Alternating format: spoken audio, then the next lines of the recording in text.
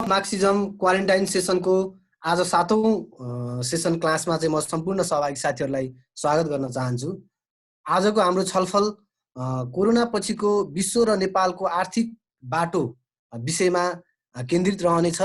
कोरोनाले विश्वमा कस्तो सङ्कट पैदा गर्यो लिएर आयो, कोरोना पछि विश्व अर्थतन्त्रमा कस्तो खालको असर पार्छ, कोरोनाले कस्तो खालको असर पार्ला, विश्व उदारवादी अर्थनीति परिवर्तन हुने सम्भावना के छ, के शक्ति केन्द्र फेरिँदैछ, नेपालमा यसले कस्तो खालको असर गर्छ, नेपालको उत्पादन क्षेत्रहरू पर्यटन, ऊर्जा, उद्योग, कृषिहरूमा नीति कस्तो हुने देखिन्छ, यी विषयहरूमा केन्द्रित रहेर हामी आज हाम्रो छलफल चल्नेछ। आज हामीसँग यी विषयहरूमा चाहिँ आफ्नो प्रस्तुति दिनको लागि अर्थविद, नेपाल कम्युनिस्ट पार्टी नेकपाका स्थायी कमिटी सदस्य, पूर्व अर्थमन्त्री मान्य सुरेन्द्र पाण्डेजी हामीसँग हुनुहुन्छ। सम्पूर्ण साथीहरूलाई म जानकारी गराउन चाहन्छु, हाम्रो सेसन 2 भागमा डिभाइड हुनेछ। पहिलो भागमा प्रस्तुताले आफ्ना भनाइहरू राख्नुहुनेछ भने तपाईँहरूले आफ्ना प्रश्नहरू, जिज्ञासाहरू हाम्रो च्याट मार्फत तपाईँले चाहिँ लेखेर हामीलाई पठाउनु पर्नेछ। अन्तिममा हामीले चाहिँ उहाँको प्रस्तुति सिधिसकेपछि अन्तिममा हामी तपाईँहरूसँग प्रश्न उत्तरको चाहिँ हाम्रो सेसन हुनेछ। म अबको चाहिँ सेसन चाहिँ म आदरणीय कमरेड सुरेन्द्र पाण्डेजीलाई चाहिँ म हस्तान्तरण गर्छु। धन्यवाद।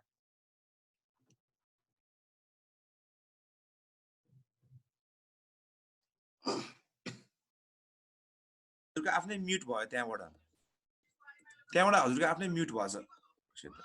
ल भयो गरौँ, भयो। एकछिन फेरि उहाँको एकछिन ठिक छ सर, भयो। सबभन्दा पहिला त यो के भन्नु, Marxist school of Marxism comrade, school of Marxism को तर्फबाट आयोजना भएको यो जुम क्लास, जहाँ आज हामी खास गरी कोरोना पछिको विश्व अर्थव्यवस्था या यसले के प्रभाव पार्न सक्छ नेपाल वा अन्तर्राष्ट्रिय क्षेत्रमा र विशेषतः नेपालको सन्दर्भमा भन्ने कुरा जे यो आजको कक्षा जुमद्वारा हामी यो प्लेटफर्ममा हामी उपस्थित भएका छौँ। स्कुल अफ मार्क्सिजमलाई म धन्यवाद दिन चाहन्छु, यो कार्यक्रमको आयोजना गरेर यस्तो अप्ठ्यारो स्थितिमा पनि यो प्लेटफर्मद्वारा सबैलाई आफ्ना विचारहरू साटासाट गर्ने र यसमा छलफल सञ्चालन गर्नको लागि जुन प्रयास गर्नुभएको छ त्यसको लागि म आयोजक सबैलाई धन्यवाद दिन चाहन्छु।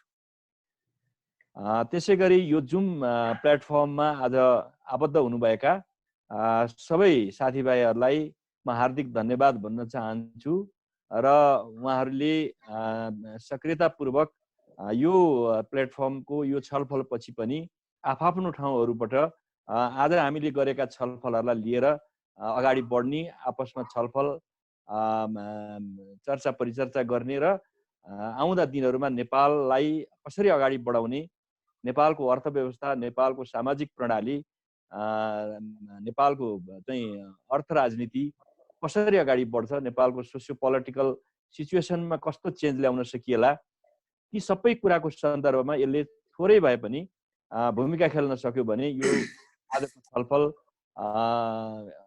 सफल भएको मान्न सकिन्छ। त्यस हुनाले सबभन्दा पहिला त म प्रारम्भमा यति भनेर म आफ्नो विषय सुरु गर्न चाहन्छु।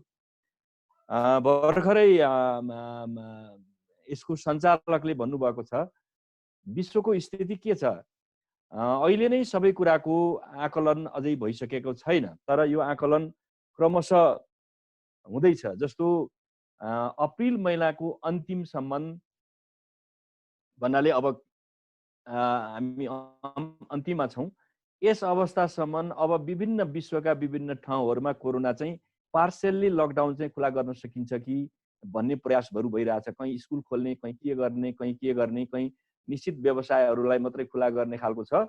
तर पूर्ण रूपले यो लकडाउन खुल्ने अवस्था चाहिँ यो करिब यो समरभरि नै लाग्छ भन्ने अनुमान गरिएको छ। त्यस हुँदाले यसको प्रभाव अथवा यसको पूर्ण रूपले यसको चाहिँ असरको मूल्याङ्कन गर्न अझ छिटो हुनेछ। तर यसको प्रारम्भिक आकलनहरू विभिन्न क्षेत्रहरूले विभिन्न यस्तै सङ्घ संस्था प्लेटफर्महरू विभिन्न विद्वानहरूले र विभिन्न सरकारी या विभिन्न ठुला एजेन्सिजहरूले पनि मूल्याङ्कन गर्न सुरु गरेका छन्। जस्तो वर्ल्ड बैंक, IMF जस्ता संस्थाहरूले, ADB लगायतका संस्थाहरूले पनि यसको समीक्षा गरिरहेका छन् र विभिन्न देशले पनि आफ्नो किसिमको समीक्षाहरू पनि गरिरहेका छन्। र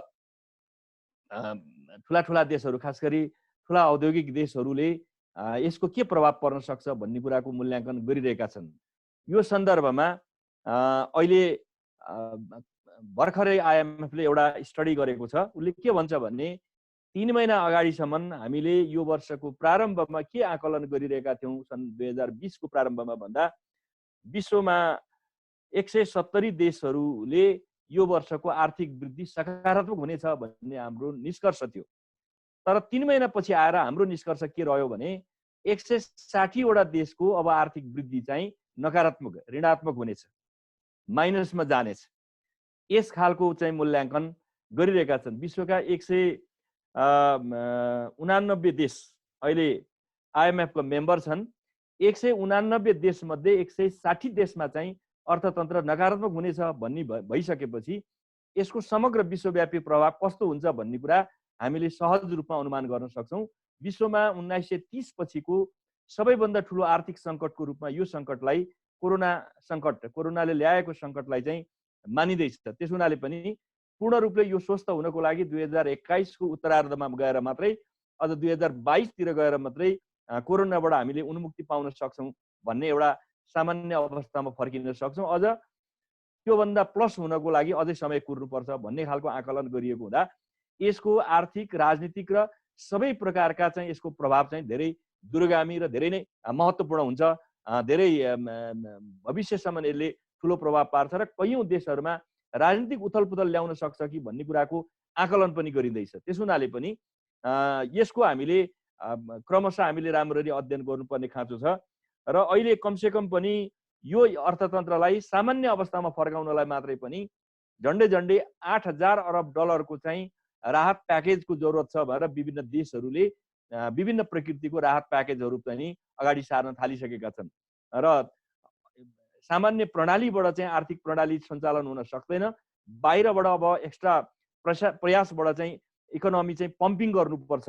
त्यसो गर्दा मात्रै अर्थतन्त्रले सहज रूप लिन सक्छ र अहिलेको घाटालाई अथवा अहिलेको अवस्थालाई, नकारात्मक अवस्थालाई बदलेर एउटा सहज र सकारात्मक बाटोमा लाग्न सक्छ भन्ने निष्कर्ष अन्तर्राष्ट्रिय क्षेत्रले आकलन गरेको छ। र यस सिलसिलामा थुप्रै देशहरूको अघि नै मैले भने नकारात्मक, भारत र चीनहरूमा पछिल्लो समय यो वर्षको उत्तरार्धमा पुग्दा आर्थिक वृद्धि सकारात्मक हुन सक्छ भनिए पनि दक्षिणी एसियाका सबै देशहरू यो सङ्कटको मारमा पर्नेछन् र यो क्षेत्रको आर्थिक वृद्धि दर अधिकतम 2.5% को हाराहारीमा हुन सक्छ र न्यूनतम रूपमा 1.5 या उस्तै परे त्योभन्दा पनि नकारात्मक हुन सक्छ। यसको यो अवधि लम्बिएर गएको अवस्थामा भन्न थालिएको छ। त्यसो हुँदा त्यसको प्रभाव नेपालमा पनि पर्नेछ र नेपालको पनि आर्थिक वृद्धि दर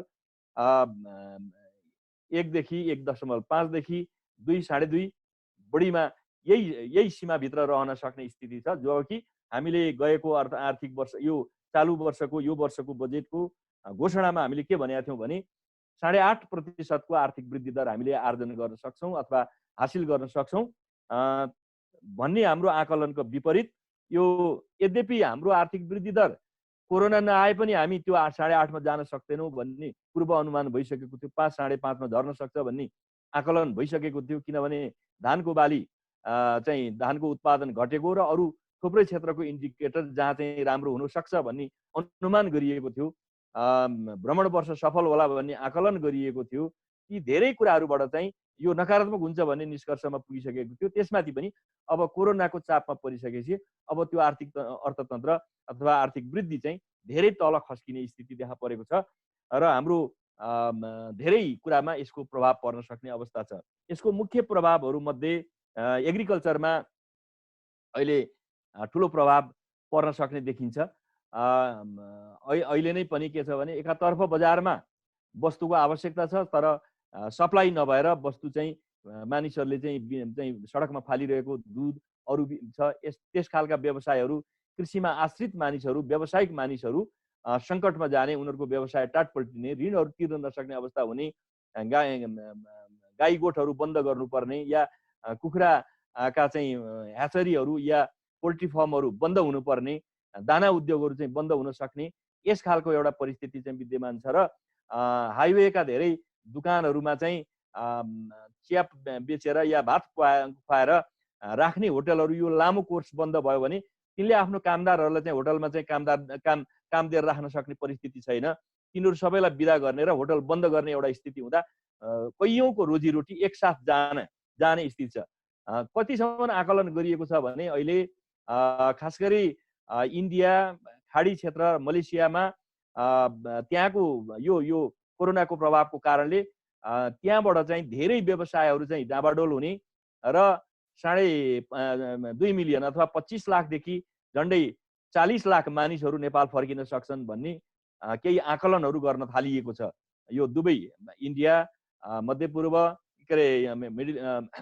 र खाडी क्षेत्र र यो मलेसियाको सबै जोड्दाखेरिमा अब विकसित देशमा जाने मानिसहरूको पनि अब तपाईहरुले सुनिरहनु भएको छ, कैयौं देशले अब भिसालाई चाहिँ कडाई गर्ने या कतिपय मानिसलाई फर्काइदिन सक्ने सम्भावना, यी धेरै कुराहरूको भएको कारणले गर्दा अब बिस्तारै यसको चाप चाहिँ यो कोरोनाको अन्त्यपछि पर्ने स्थिति देखिन्छ। त्यसो भएले म अहिले हाम्रो देशको सन्दर्भमा कस्तो परिस्थिति छ त, अलिकति मैले नेपालको सन्दर्भमा यति बाह्य पक्षलाई कुरा गरेपछि म धेरै बाह्य कुरामा धेरै जान चाहन्न, समय त्यसमा हामीले खर्चिनु धेरै आवश्यक पनि छैन।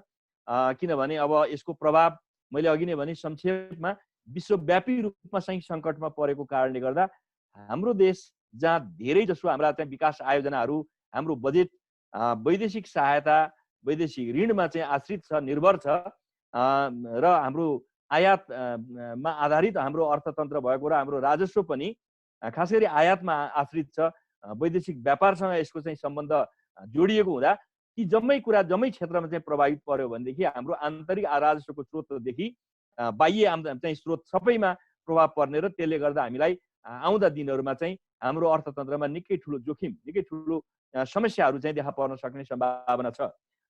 जस्तो भन्नुहुन्छ भने अब हामीले गएको यो चालु वर्षमा 8.5% को वृद्धिलाई मैले अघि नै भने 1 देखि 2.5-3% को 2.5 को हाराहारीमा बस्ला। मुद्रास्फीति हामीले 6% मा राख्ने भनेका थियौँ। त्यो मुद्रास्फीति पनि हाम्रो सन्दर्भमा खास गरी कृषि मूल्यमा बजारमा चाहिँ भाउ बढ्ने, गाउँमा चाहिँ भाउ नपाउने खालको एउटा स्थिति छ। बजारको प्राइसिङमा हेर्यो भने त्यो अहिले नै चाहिँ 7% भन्दा 8% को हाराहारीमा छ। त्यसो हुँदा यो चाहिँ अझ कृषि मूल्य चाहिँ कृषि वस्तुहरू 10% को हाराहारीमा मूल्य वृद्धि भइरहेको परिस्थिति छ। त्यसले गर्दा मूल्य वृद्धिको पनि यसको चाप पर्ने स्थिति छ। त्यसै गरी खास गरी राजस्व अनुमान चाहिँ हामीले करिब 981 अरब उठाउने भनेका थियौँ र त्यसमा सबै स्रोत जोड्दाखेरिमा 1100 अरबसम्म चाहिँ हामीले उठाउन सक्छौँ। 11 खरब भन्ने थियो। अहिले चाहिँ फागुनको सम्मको आकलन गर्दाखेरिमा 940 अरब जतिको चाहिँ आसपासमा हामीले उठाउन सक्छौँ कि भन्ने अनुमान थियो। त्यो पनि पछिल्लो समयमा अब त्यति पनि उठाउन नसकिने हो कि भन्ने एउटा स्थिति सिर्जना भएको छ।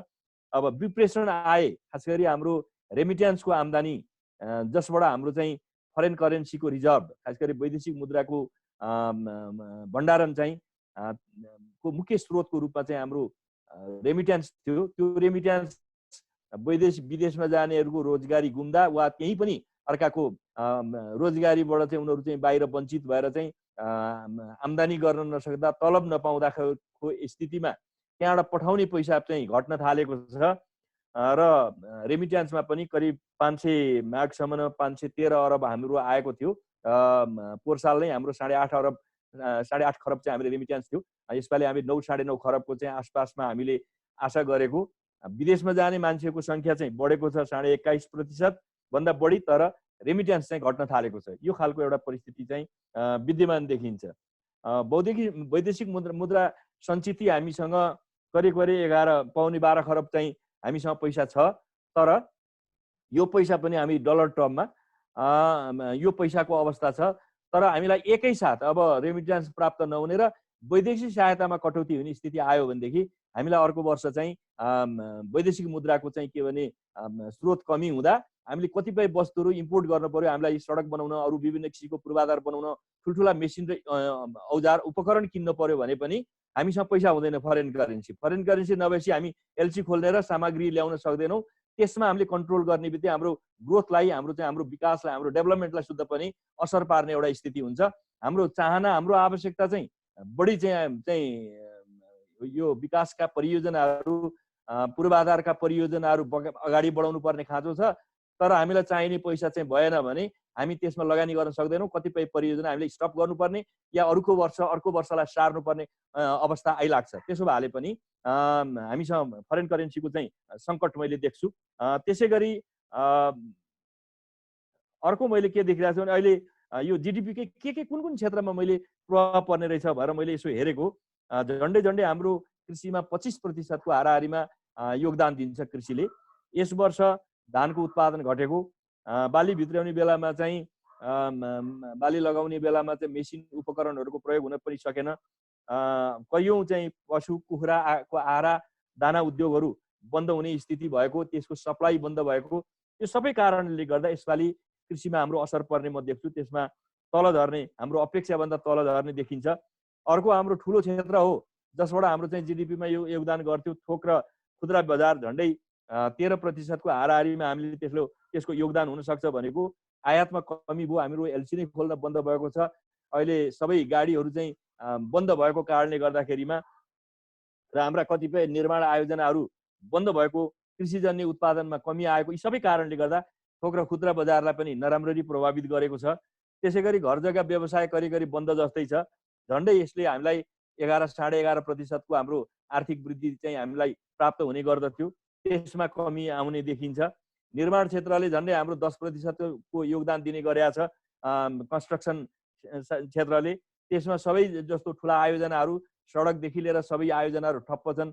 ठुला विद्युत आयोजनाहरू प्राइभेट सेक्टरका या सरकारी अब एलसी खोल्न नपाएर अहिले मैले सुनिरहेको छु माथिल्लो तामाकोसी चलाउने भनेर भनियो, तर त्यसमा चाहिने इक्विपमेन्टहरू या चाहिँ मेलम्चीको लागि चाहिने इक्विपमेन्टहरू चाहिँ बाहिरबाट चाहिँ आपूर्ति हुन सकिरहेको छैन, जसको कारणले चाहिँ काम बन्द हुने स्थिति छ।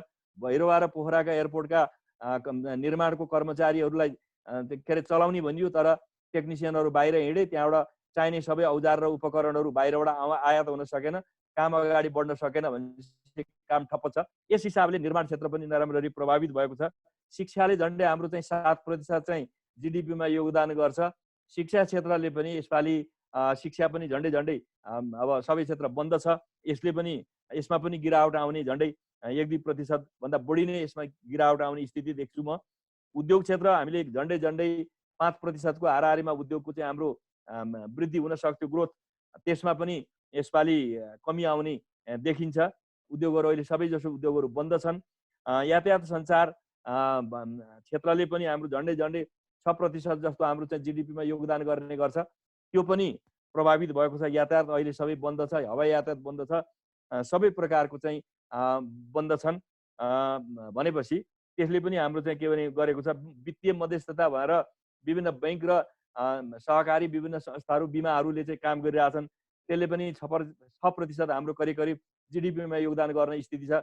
अब बैंकहरू नै अहिले कस्तो समस्यामा छन् भन्दा ब्याज अहिलेको ऋणको असुलीमा चैत महिनाको किस्ता हामी तिर्न सक्दैनौँ भनेर व्यवसायीले भनेका छन्, त्यो पनि हुने अवस्था छैन। ब्याज तिर्न नसक्ने अवस्था छ। कयौँ व्यवसायहरू चाहिँ अब लकडाउनको लक्ड हुने, तालाबन्दी हुने र सबै चाहिँ के भने अब बैंकलाई नै चाबी बुझाएर हिँड्छु भन्ने खालको एउटा स्थितिमा उनीहरूले व्यक्त गरिरहेका छन् उद्योग वाणिज्य क्षेत्रले।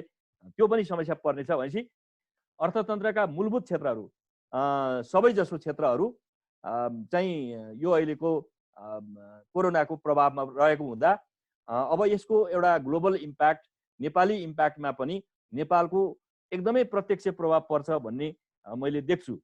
अब यसले अर्को मैले के देखिरहेको छु भने यसपालि हाम्रो अर्को पनि अवस्था रहेछ।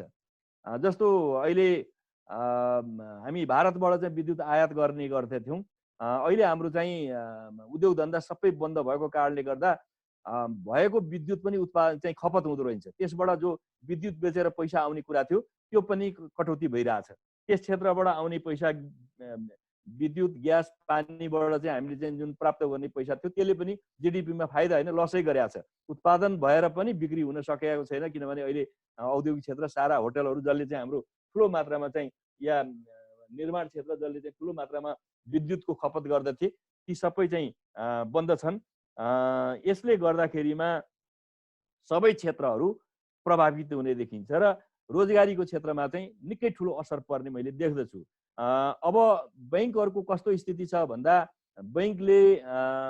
बैंकलाई अब अर्को साल यो कोरोनाबाट मुक्त भइसकेपछिको स्थितिमा कोरोनाबाट सहज स्थितिमा जाँदा हामीलाई धेरै पैसाको धेरै लगानीको खाँचो पर्दछ, तर त्यो स्थितिमा हामीले लगानी जुटाउन सक्छौँ कि सक्दैनौँ, बैंकबाट ऋण लिन सक्ने पैसा हामी जुटाउन सक्छौँ कि सक्दैनौँ भन्दा हामीसँग त्यसमा पनि चाप पर्ने म देख्दछु। किन भन्दा वर्ल्ड बैंक, एडिबी, आइएमएफहरूले केही पैसा दिनको लागि नेपालको लागि तयार भएका छन्, तर बाइलेटरल विभिन्न ठुला चाहिँ दाता राष्ट्रहरूले जो हामीलाई पैसा दिने गर्दथे त्यो दाता राष्ट्रहरू झन्डै भन्ने 25 अरबभन्दा बढी वार्षिक रूपमा हामीलाई युएसएडको पैसा आउने गर्दछ।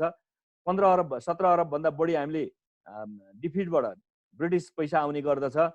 चाइनाको पैसा छ, इन्डियाको पैसा छ, जापानको पैसा छ। यस्ता धेरै जो बाइलेटरल द्विपक्षीय जुन सहायता हामीले प्राप्त गर्ने गरेका छौँ तिनै देशहरू आफैमा सङ्कट भएको कारणले गर्दा उनीहरूलाई नै थप पैसा चाहिने हुँदा त्यो द्विपक्षीय सहायता चाहिँ कम हुने देखिन्छ भने वर्ल्ड बैंक, एडिबी, आइएमएफले दिन्छु भनेर भनिरहे पनि विश्वका सबै देशहरूले चाहिँ पैसा माग्ने स्थिति भयो भने उसले पनि एउटा दामासाईमा हामीलाई दिनुपर्ने एउटा स्थिति हुन्छ। त्यसो हुँदा हाम्रो यसै पनि के भनेदेखि हाम्रो अहिले बाहिरबाट आउने पैसाको चाहिँ अभाव देखिन्छ र अनि अर्को साल हामीलाई के समस्या पर्ने स्थिति छ भने यसैपालि पनि हाम्रो कस्तो देखियो भने हामीले यो 3टा क्षेत्रबाट चाहिँ हामी बजेटको हिस्सा चाहिँ आम्दानीको हिस्सा हामी चाहिँ किटान गर्छौँ। एउटा राजस्व, अर्को हाम्रो वैदेशिक सहायता र ऋण, तेस्रो हाम्रो आन्तरिक ऋण। आन्तरिक ऋण हामीले 195 अरब रुपियाँ लिने भएर चाहिँ हामीले बजेटमा भनेका थियौँ। त्यो 195 अरब मध्ये अहिलेसम्म हामी करिब 55 अरब रुपियाँ लिने भनिएको छ, बाँकी पैसा हामीले लिएको छैनौँ र यो सबै पैसा हामीले लिदिने हो भने बैंकसँग पैसा हुँदैन। बैंकसँग पैसा नहुने बित्तिकै सरकारले नै बैंकसँग सबै भएको पैसा सरकारले लिदियो, ऋणपत्र बेचेर सरकारले तानिदियो भनेदेखि निजी क्षेत्रले चाहिँ आफूलाई चाहिएको पैसा माग्दाखेरिमा बैंकले दिन सक्ने स्थिति हुँदैन। त्यसो हुँदा निजी क्षेत्र चाहिँ जब निजी क्षेत्रले लगानी आवश्यक रकम पाउँदैन त्यसपछि निजी क्षेत्र या त बन्द हुनुपर्ने या खुम्चिएर सामान्य हिसाबमा चाहिँ तल झरेर कयौं कुरा चाहिँ कयौं काम बन्द गर्नुपर्ने परिस्थिति आउँछ अथवा सहज अवस्थामा निजी क्षेत्र चल्न पनि सक्ने स्थिति छैन। यसले गर्दा समग्रतामा हाम्रो एउटा म्याक्रो इकोनोमिक भन्छ समग्र अर्थतन्त्र नै अप्ठ्यारोमा छ। त्यो अप्ठ्यारो भएको हुनाले अब के गर्ने त भन्ने सन्दर्भमा म आफ्ना कुराहरू केही राख्न चाहन्छु। अब के हुन सक्छ त अन्तर्राष्ट्रिय ट्रेन्ड भन्दा एउटा अवस्था के छ भन्दा विश्वव्यापी रूपमा अहिले कोरोनाको कारणले गर्दा धेरै जनशक्ति सस्तो मजदुर प्राप्त हुने र समयमा काम हुने, कहिले बन्द हडताल नहुने कारणले गर्दा भारतमा के अरे चाइनामा सबै ठुला देशका लगानीहरू जति, ठुला कम्पनीका लगानीहरू जति, बहुराष्ट्रिय कम्पनीका लगानीहरू जति सबै चाइना जान्थे। अब स्थिति के छ भने अहिलेको पहिलेदेखि नै चाहिँ ट्रेड वारको कारण अहिले कोरोनाको कारणले गर्दा कयौं खास गरी मेसिन आर्टिफिसियल इन्टेलिजेन्स अथवा रोबोटबाट काम गर्न सक्ने कयौं कामहरू चीनबाट फर्किने र आफ्नै देशमा लान सक्ने सम्भावना चाहिँ त्यहाँको रोजगारी अथवा त्यहाँको स्थितिको कारणले यो ट्रेड वारको कारणले पनि कयौं चाहिँ अब आधारभूत चाहिँ उद्योगहरू वस्तुहरू चाहिँ आफैले उत्पादन गर्नुपर्ने रहेछ। जस्तो अहिले चाहिँ यो मेडिकल किटहरू, मेडिकल सामग्रीहरू नभएर चाहिँ विकसित भनिएका देशहरू हाहाकार भएको हुनाले त्यस्ता उद्योगहरू आफ्नै देशमा फर्कियो भनेदेखि त्यस्तो स्थितिमा त्यो फर्किन सक्ने सम्भावना छ र यसो भयो भने विश्वव्यापी रूपमा सबै देशहरूले के गर्नेछन् भन्दा यो डलर जो चाहिँ ऋण अमेरिकी ऋणपत्र उनीहरूले डलरमा खरिद गर्ने गर्छन् ती जम्मैले आफ्नो देशको विकासमा सबैले आफ्नो देशमा चाहिँ यी सबै चाहिँ के भने लगानी फिर्ता लाने स्थिति भयो भनेदेखि त्यस प्रकृतिको चाहिँ के भने चाहिँ डलर आफैले चाहिँ के भने माग्ने मलाई चाहिँ डलर चाहियो भन्ने स्थिति भने डलरको माग बढेर डलरको मूल्य बढेर जाने, डलरको माग बढेर जाने र डलर आपूर्ति हुन नसक्ने माग्ने बित्तिकै अमेरिकाले डलर पेमेन्ट गर्न नसक्ने, भुक्तानी दिन नसक्ने एउटा परिस्थिति पैदा हुन सक्छ। त्यसो हुँदाखेरिमा कतिपय मानिसहरूले के भन्न थालेका छन् भने डलर नियन्त्रित यो अर्थव्यवस्था नै सङ्कटमा पर्न सक्छ। अघि जो यहाँहरूले प्रश्न गर्नुभएको थियो, डलर नियन्त्रित अर्थव्यवस्था सङ्कटमा पर्न सक्छ र चीनले अहिले नै कतिपय मुद्राहरू चाहिँ कतिपय देशहरूसँग चाहिँ युएनमा चाहिँ कारोबार गरौँ भन्न थालेको छ। डिजिटल ट्रान्ज्याक्सनमा जाउँ, सिधै बाइल्याटरल पेमेन्ट सिस्टम डेभलप गरौँ, डलरमा आश्रित नहौँ भनिरहेको छ। र यसले विश्वमा जुन किसिमले ब्रिटेन वुड एग्रिमेन्ट 1944बाट आरम्भ भएको विश्व अर्थव्यवस्था, जो अमेरिकाको नेतृत्वमा चाहिँ सुरु भएको जो अर्थव्यवस्था छ, यो अर्थव्यवस्थामाथि नयाँ प्रश्नहरू खडा गर्दैछ र त्यसले कतै यो अर्थव्यवस्था कमजोर हुँदै जाने हो कि यो अहिलेको जस्तो। दोस्रो कुरा के भएको छ भने अमेरिकाको यो साउदी अरब र युएईसँग चाहिँ डलरमा मात्रै यो पेट्रोलियमको चाहिँ आपूर्ति गर्नु के अरे कारोबार गर्नुपर्छ भन्ने उनीहरूको सम्झौता छ, जसको कारणले गर्दा संसारका सबै देशहरूले तिनीहरूसँग खरिद गर्दाखेरिमा डलर तिरेर चाहिँ खरिद गर्नुपर्दछ, आफ्नो पैसाले दोहोरो पैसाले हुँदैन। त्यस्तो स्थितिमा डलर बेस्ड अथवा डलर कन्ट्रोल्ड जो विश्व अर्थव्यवस्था छ, त्यो डलर कन्ट्रोल्ड विश्व अर्थव्यवस्थामा एउटा नयाँ समस्या के आएको छ अहिले भने पेट्रोलियमको भाउ यति धेरै तल झर्यो कि सारा विश्वमा चाहिँ के भने पेट्रोलको आवश्यकता नै महसुस नभएको कारणले गर्दाखेरिमा त्यसको भाउ तल झर्दाखेरिमा यो अहिले डलर बेस्ड इकोनोमीको यो जुन प्रणाली छ त्यो प्रणाली क्र्यास हुन सक्ने, अथवा अमेरिकामा अहिले के छ भने अमेरिकाको आफ्नै चाहिँ पेट्रोलियमको उत्पादन यति बढेको छ कि त्यो बढेको कारणले गर्दा यता चाहिँ साउदी अरब या चाहिँ रसियाले चाहिँ पेट्रोलको उत्पादन घटाइदिएनन् भने र पेट्रोलको भाउ तल झर्यो भने अमेरिकाका थुप्रै चाहिँ पेट्रोल कम्पनीहरू चाहिँ टाट पल्टिने र बन्द हुने स्थिति छ, उनीहरूको लागत पनि नउठ्ने स्थिति छ। त्यस्तो स्थितिमा विश्वमा एउटा नयाँ किसिमको आर्थिक सङ्कट, एउटा नयाँ परिस्थिति सिर्जना हुने र विश्व अर्थ प्रणालीमा यसको नयाँ प्रभाव अथवा नयाँ स्थिति सिर्जना हुन सक्छ। रसियाको अब रसियासँग ह्युज स्टकमा चाहिँ पेट्रोलियम छ। रुस र चीनको बिचमा चाहिँ अब डलरमा आधारित नभएर उनीहरू आपसी करेन्सीमा चाहिँ यो कारोबार गरे, या चीनले साउदी अरबसँग पनि युएनमा कारोबार गर्न थाल्यो, अरू गर्न थाल्यो भनेदेखि अहिले जुन किसिमले विश्वमा चाहिँ डलर नियन्त्रित व्यवस्था छ त्यो कन्ट्रोल के अरे त्यो कमजोर हुने र विश्व नयाँ अर्थव्यवस्थातिर जान सक्ने सम्भावना पनि छ। तर अहिले नै यो कोरोनाको सङ्कट उन्मूलन हुने बित्तिकै, उन्मुक्ति हुने बित्तिकै, यसबाट मुक्ति पाउने बित्तिकै आजको भोलि त्यो कुरा भइहाल्छ भन्ने निष्कर्ष निकाल्नु टु अर्ली, धेरै छिटो हुन्छ। अघि यहाँहरूले सोध्नु भएको थियो यो लिबरल इकोनोमीको उदार अर्थव्यवस्था नै पनि अब समाप्त हुन्छ कि भन्ने जो कुरा गर्नु भएको छ, म त्यति धेरै छिटो आजको भोलि हुन्छ भन्ने लाग्दैन। तर एउटा नयाँ प्रश्न चाहिँ के खडा भएको छ अहिले भने विश्वव्यापी रूपमा, खास गरी पुँजीवादी देशहरूमा, विकसित भनिएका देशहरूमा चाहिँ के प्रश्न उठेको छ भने यो आधारभूत स्वास्थ्य, आधारभूत शिक्षा, आधारभूत कुराहरू चाहिँ आफ्नो राज्यको चाहिँ राज्यले पे गर्नु पर्दो रहेछ, सबै बजारलाई छोड्नु हुँदो रहेछ, त्यहाँ त सबै प्राइभेट सेक्टर हाल्ने, सरकारसँग त्यो संरचना नभएको र सरकारको कुनै क्षमता नभएको कारणले गर्दा त्यहाँ जुन ढङ्गले मानिसहरूको चाहिँ के भने कोरोनाबाट सङ्क्रमितको सङ्ख्या, मृतकको सङ्ख्या, आवश्यक पर्ने मेडिकल इक्विपमेन्टहरूको अभाव, जुन सङ्कट त्यहाँ पैदा भएको छ, त्यो कारणले गर्दा अब आधारभूत कुरा चाहिँ हामीले नै उत्पादन गर्नु पर्दो रहेछ भनेर केही सोसलिस्टिक कुराहरू, खास गरी समाजवादी व्यवस्थामा भएका केही प्रणालीहरू चाहिँ त्यसभित्र चाहिँ प्रवेश गर्ने र यो उदार अर्थव्यवस्था अलिकति भए पनि घस्किएर अथवा सरेर समाजवादी ओरिएन्टेसनमा हिँड्नुपर्ने, सोसल जस्टिसको कुरालाई बढी समावेश गर्नुपर्ने, या 1930 पछिको चाहिँ किनिसियन इकोनोमिक्सको बाटोतिर हिँड्नुपर्ने, चाहिँ लोक कल्याणकारी पुँजीवाद भनेर उनीहरूले पुँजीवादी व्यवस्थामा चाहिँ बढी सामाजिक सुधारका कुराहरू, एउटा सोसल जस्टिसका, सामाजिक न्यायका कुराहरू चाहिँ समावेश गरेर जानुपर्ने एउटा नयाँ परिस्थिति चाहिँ सिर्जना भएको छ।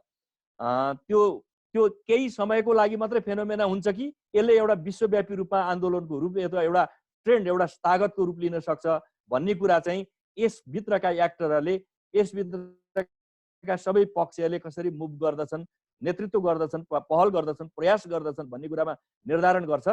तर तुरुन्तै अब लिबरल इकोनोमी चाहिँ उदार अर्थव्यवस्था अथवा उदार पुँजीवादी व्यवस्था चाहिँ कोल्याप्स बनेछ र भोलि नै अब समाजवादी व्यवस्था चाहिँ अथवा चाहिँ यो पूर्ण रूपले चाहिँ लोक कल्याणकारी राज्यमा ती पुँजीवादी देशहरू सङ्क्रमण गरिहाल्छन् पूर्ण भन्ने मैले देख्दिनँ। त्यसो भएले उनीहरू एउटा बिचको बाटोबाट जान सक्ने सम्भावना छ।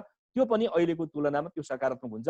त्यसले कतिपय रोजगारी र सामाजिक सुरक्षाका कुराहरूमा बढी लगानी गर्न चाहिँ बाध्य हुनेछ। त्यसो भयो भने अहिलेको बेरोजगारीको कुराहरूलाई, अहिले यो चाहिँ कोरोनाबाट ल्याउने सङ्कटलाई चाहिँ त्यसले निवारण गर्नको लागि त्यो भूमिका खेल्नेछ। यदि त्यस क्षेत्रमा सरकारले लगानी गर्यो भनेदेखि, सामाजिक सुरक्षाको क्षेत्रमा लगानी बढायो भनेदेखि त्यसले एकातिर आन्दोलनलाई चाहिँ कटौती गर्न चाहिँ काम गर्नेछ भने अर्कोतर्फ आन्तरिक रोजगारी वृद्धि गर्नलाई चाहिँ त्यसले मद्दत गर्छ। त्यो निश्चित रूपमा हाम्रो देशमा पनि अब लोक कल्याणको क्षेत्रमा यो जुन बेरोजगारीको एउटा ठुलो पङ्क्ति चाहिँ विकास हुने, त्यसो भए कहाँ चाहिँ हामीले चाहिँ हाम्रो चाहिँ जनसमुदायलाई चाहिँ सक्रिय गर्ने, यो भन्दाखेरिमा एउटा ठुलो एरिया के हुन सक्छ भन्दा हाम्रो अहिलेको देशको सन्दर्भमा कृषि हुन सक्दछ। कृषि प्रणालीलाई जो हाम्रा सबै जग्गा जमिनहरू बाँझो भएका छन्, सबै उत्पादनहरू चाहिँ राम्ररी हुन सकिरहेको छैनन्, यी ठाउँहरूमा चाहिँ विदेशबाट चाहिँ केही सिकेर केही ज्ञान जानेर फर्केका मानिसहरूलाई अल्टिमेटली चाहिँ के भने देश चाहिने रहेछ। सङ्कटको बेलामा हाम्रो गाउँ, हाम्रो ठाउँ, हाम्रो के अरे कृषि नै महत्त्वपूर्ण कुरा रहेछ भन्ने स्थिति हामीले कन्भिन्स गर्न सक्यौँ र उनीहरूको लागि आवश्यक ऋण, आवश्यक पैसा, आवश्यक प्रविधि, आवश्यक औजार उपकरण र बजारको व्यवस्था र अरू पूर्वाधारहरू, बाटो सुविधा, यी सबै कुराहरू चाहिँ हामीले चाहिँ त्यसमा फोकस गरेर हाम्रो बजेट आउन सक्यो भने त्यसले एउटा नयाँ आशा जगाउन पनि सक्नेछ र त्यसले हाम्रो आत्मनिर्भर अर्थतन्त्र कमसेकम कृषिबाट प्रवेश गरेर कृषिजन्य उद्योगहरूको स्थापनाद्वारा रोजगारी पनि बढाउने र हाम्रो आयातलाई कटौती गर्दै बिस्तारै हामीले खास खास क्षेत्रहरूमा चाहिँ निर्यात गर्न सक्ने प्रोडक्टहरू हामीले निर्माण गर्न सक्यौँ भने त्यसले हाम्रो एउटा चाहिँ ठुलो चाहिँ यो राष्ट्रिय अर्थतन्त्र निर्माण गर्नको लागि धेरै ठुलो भूमिका खेल्न सक्छ भन्ने मलाई लाग्छ। एउटा यो कुरा।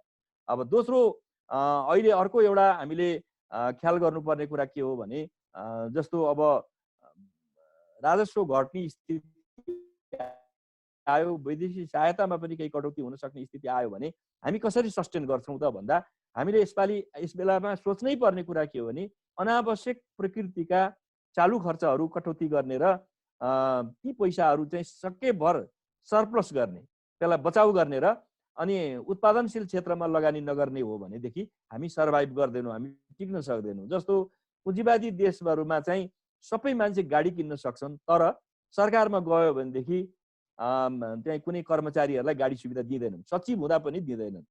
एकदमै कतिपय ठाउँमा मन्त्रीलाई मात्रै दिँदो रहेछन्, केही ठाउँमा सचिवहरूलाई दिँदो रहेछन्। युरोपका सबै जस्तो विकसित देश, अमेरिकाको जस्तो देशमा कर्मचारी हुँदाखेरि आफ्नो गाडी आफैले किन्नुपर्छ, आफै चलाउनुपर्छ, ड्राइभ पनि आफैले गर्ने, कोही ड्राइभर पनि पाइँदैन। हाम्रो देशमा यो ठुलो मात्रामा चाहिँ के छ भने हामी पुरानो सामन्ती उसबाट चाहिँ सरकारी गाडी पाउने अनि सरकारी ड्राइभर चलाएर लिएर हिँड्नुपर्ने अनि प्रत्येक मान्छेलाई अलग कार्यालय हुनुपर्ने, हरेक मन्त्रालयका अलग अलग भवन हुनुपर्ने, मन्त्रालय पिछेका त्योभन्दा शाखा महाशाखा विभागका अलग भवनहरू हुनुपर्ने अनि तल तल जिल्ला स्तरमा कार्यालयमा जाँदा पनि त्यसै गरी हुनुपर्ने, ठुल्ठुला कुर्सी र सोफामा बस्नुपर्ने जुन किसिमको हाम्रो एउटा सामन्ती दृष्टिकोण छ त्यो धेरै अगाडि नै पुँजीवादी देशहरूमा चाहिँ हटाइसकेका छन्। तपाईँ कहीँ पनि जानु हो भने त्यहाँ के देखिन्छ भने खुला खालका चाहिँ अफिस रुमहरू हुन्छन्, एउटा मान्छे बस्ने, अर्को बस्ने, एकले अर्कालाई देख्ने ठाउँ हुन्छ, सामान्य एउटा बार दिया हुन्छ, एउटा कम्प्युटर राखिदिया हुन्छ, सबै त्यहाँबाट काम गरिरहेका हुन्छन्। त्यहाँ कुनै पियोन पनि हुँदैन, त्यहाँ अर्को कोही पनि हुँदैन, कार्यालय सहयोगी भन्ने चलन पनि छैन। त्यस हिसाबले ड्राइभर छैन, सबै आफै चलाउँछन्, आफ्नो गाडी छ। बरु त्यस हुनाले यो यति ठुलो खर्च छ नि, यसलाई हामीले कटौती गर्न सक्यौँ, भवनदेखि लिएर गाडीदेखि लिएर चालकदेखि लिएर यो सबै कुरा गरिदिने हो भने हाम्रो झन्डै 30% चाहिँ हाम्रो अहिलेको कटौती हुन सक्छ।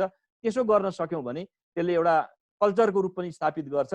हामी बरु अब भनौँ न अहिले त्यसै गरी हामी सडकमा चाहिँ जहाँ चाहिँ प्रहरीहरू देख्छौँ, तर पनि नियम कानुन अनुशासनको भङ्ग भइरहेछ जति पनि छ। अरू देशमा जानु भने कहीँ पुलिस सडकमा देखिँदैनन्, सबै क्यामेराबाट चाहिँ सम्पूर्ण कुराको ट्र्याप गर्छ, को मान्छेले कहाँ कमजोरी गर्यो त्यसैलाई समातेर कारबाही भइरहेको हुन्छ।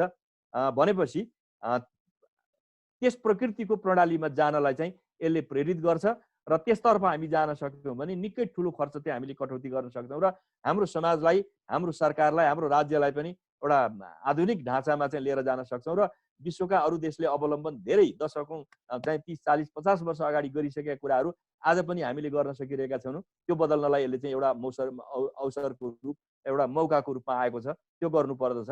तेस्रो कुरा चाहिँ चालु पुँजीवादी के अरे पुँजीगत खर्च जो पुँजी सिर्जना गर्छन्, इकोनोमी सिर्जना हुन्छ, इकोनोमी एक्सपेन्सन हुन्छ, रोजगारी एक्सपेन्सन हुने क्षेत्रका जो कामहरू छन् त्यसमा हामीले स्पेसिफिक भएर जानु जरुरी छ। सबै योजनामा चाहिँ अलिअलि पैसा हालिदिने, कुनैले पनि पूर्णता नपाउने, अनि त्यो पूर्णता हुनको लागि 20औं 30औं 40औं वर्ष लाग्ने एउटै परियोजना 40 वर्षदेखि चल्दै आए पनि देख्न नपाउने स्थिति जुन छ, त्यसलाई हामीले अहिलेको बजेटमा विगतदेखि चल्दै आएका या चालु वर्षमा रहेका योजना जो सम्पन्न हुन सक्छन् ठुला आयोजनाहरू, त्यसलाई बढी पैसा हालेर त्यसलाई सम्पन्न गरिदिने र अनि नयाँ आयोजना चाहिँ देखाएर नयाँ कुरा मात्रै गर्ने तर काम चाहिँ केही पनि परिणाममा नदेख्ने, यस खालको कुरालाई चाहिँ हामीले कन्ट्रोल गर्न सक्यौँ भने केही हामीले देखिने खालका चाहिँ परिणाम देखिने खालको कामहरू गर्न सक्छौँ। र त्यो कुरा चाहिँ यसपालिको हामीले बजेटमा बढी सेलेक्टिभ हुनुपर्ने जरुरी छ। र त्यसो हुँदा अब हामीले सबै खालको काम एकैचोटि गर्छौँ र एकैचोटि पुरा गर्छौँ भन्ने अवस्था म देख्दिनँ। र यस्तो बेलामा हामी युद्ध बेहोरेर आएका देश होइनौँ। हामी युद्ध बेहोरेर आएका देशहरूले सङ्कटका बेलामा धेरै आफूलाई परिश्रमी भएर, धेरै कुरा मितव्ययी भएर, धेरै मेहनत गरेर नयाँ खोज अनुसन्धानतर्फ लागेर आफूलाई प्रगति गरेका छन्। हामीलाई चाहिँ यो हामी खानालाई पाइहाल्ने, लाउनलाई पनि यसो जसो चाहिँ चल्ने त्यो खालको प्रणालीबाट हामी हुर्केर आएको हुनाले अहिले पनि हाम्रो धेरै जसो युवा शक्ति, तपाईँहरू मार्क्सवादका यत्र बहस गर्नुहुन्छ, तपाईँहरू कतिजनाले चाहिँ काम गर्नु भएको छ भनेर सोध्यो भनेदेखि धेरै जसोको काम छैन। विभिन्न पार्टीका गतिविधिमा हामी लागिरहेका छौँ तर आम्दानी छैन, खर्च हाम्रो भइरहेको छ, देखिने खालको कुराहरू केही पनि छैनन्। त्यसमाले हरेक व्यक्तिहरूले अब काम गरेर रोजगारी गरेर चाहिँ अगाडि बढ्नु पर्दछ भन्ने कुरा चाहिँ यस्तै सङ्कटले चाहिँ सिर्जना गर्दछ। यो कोरोना पनि एक प्रकारको युद्ध जस्तै हो। यो चाहिँ के भने यो भाइरसले चाहिँ प्रकृतिले चाहिँ हामीमाथि यो लागिदियो र तर पनि यसले हामीलाई चाहिँ के छ भने सही बाटोमा, सही दिशामा जानको लागि यस्ता प्रकृतिका दबावले पनि हामीलाई सही बाटोमा हिँड्न मद्दत गर्छ। र मैले विश्वव्यापी घटनाहरूलाई हेर्दाखेरिमा के देख्छु भन्दा युरोपमा प्लेग र अरू कुराको सङ्कटले गर्दा गाउँहरूमा जब कामदारहरूको अभाव हुन थाल्यो त्यहाँको सामन्ती व्यवस्थाहरू चाहिँ ढल्न थाले। उसले चाहिँ कामदारलाई ज्याला दिन पनि नसक्ने भयो।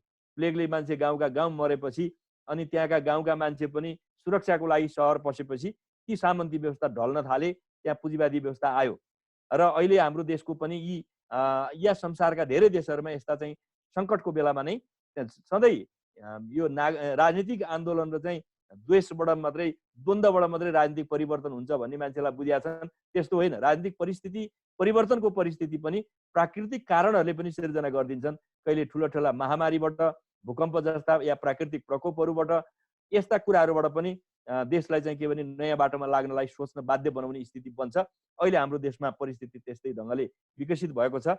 यसतर्फ अबका युवाहरूले, हामी त झन् मार्क्सिस्टहरू परिश्रमी भएर नयाँ ढङ्गले लाग्नुपर्ने छ। म एउटा कुरा तपाईँहरूलाई भनेर म यो पहिलो च्याप्टरलाई अलिकति इन्ड गर्न खोज्छु।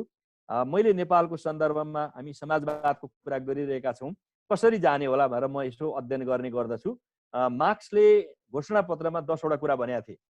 10वटा कुरा के भनेका थिए भने निजी सम्पत्तिको उन्मूलन, त्यसै गरी उच्च प्रगतिशील कर लगाउनु पर्दछ, आम्दानीको आधारमा कर बढाउँदै जानुपर्छ, प्रगतिशील कर लाउनुपर्छ। तेस्रो, विद्रोही र विदेशिएका व्यक्तिको स्वामित्वमा रहेको सम्पत्ति खोज्नुपर्छ, त्यसलाई सरकारको राष्ट्रियकरण गर्नुपर्छ। चौथो, उनले के भनेका थिए भने पुर्ख्यौली सम्पत्तिको उन्मूलन गर्नुपर्छ।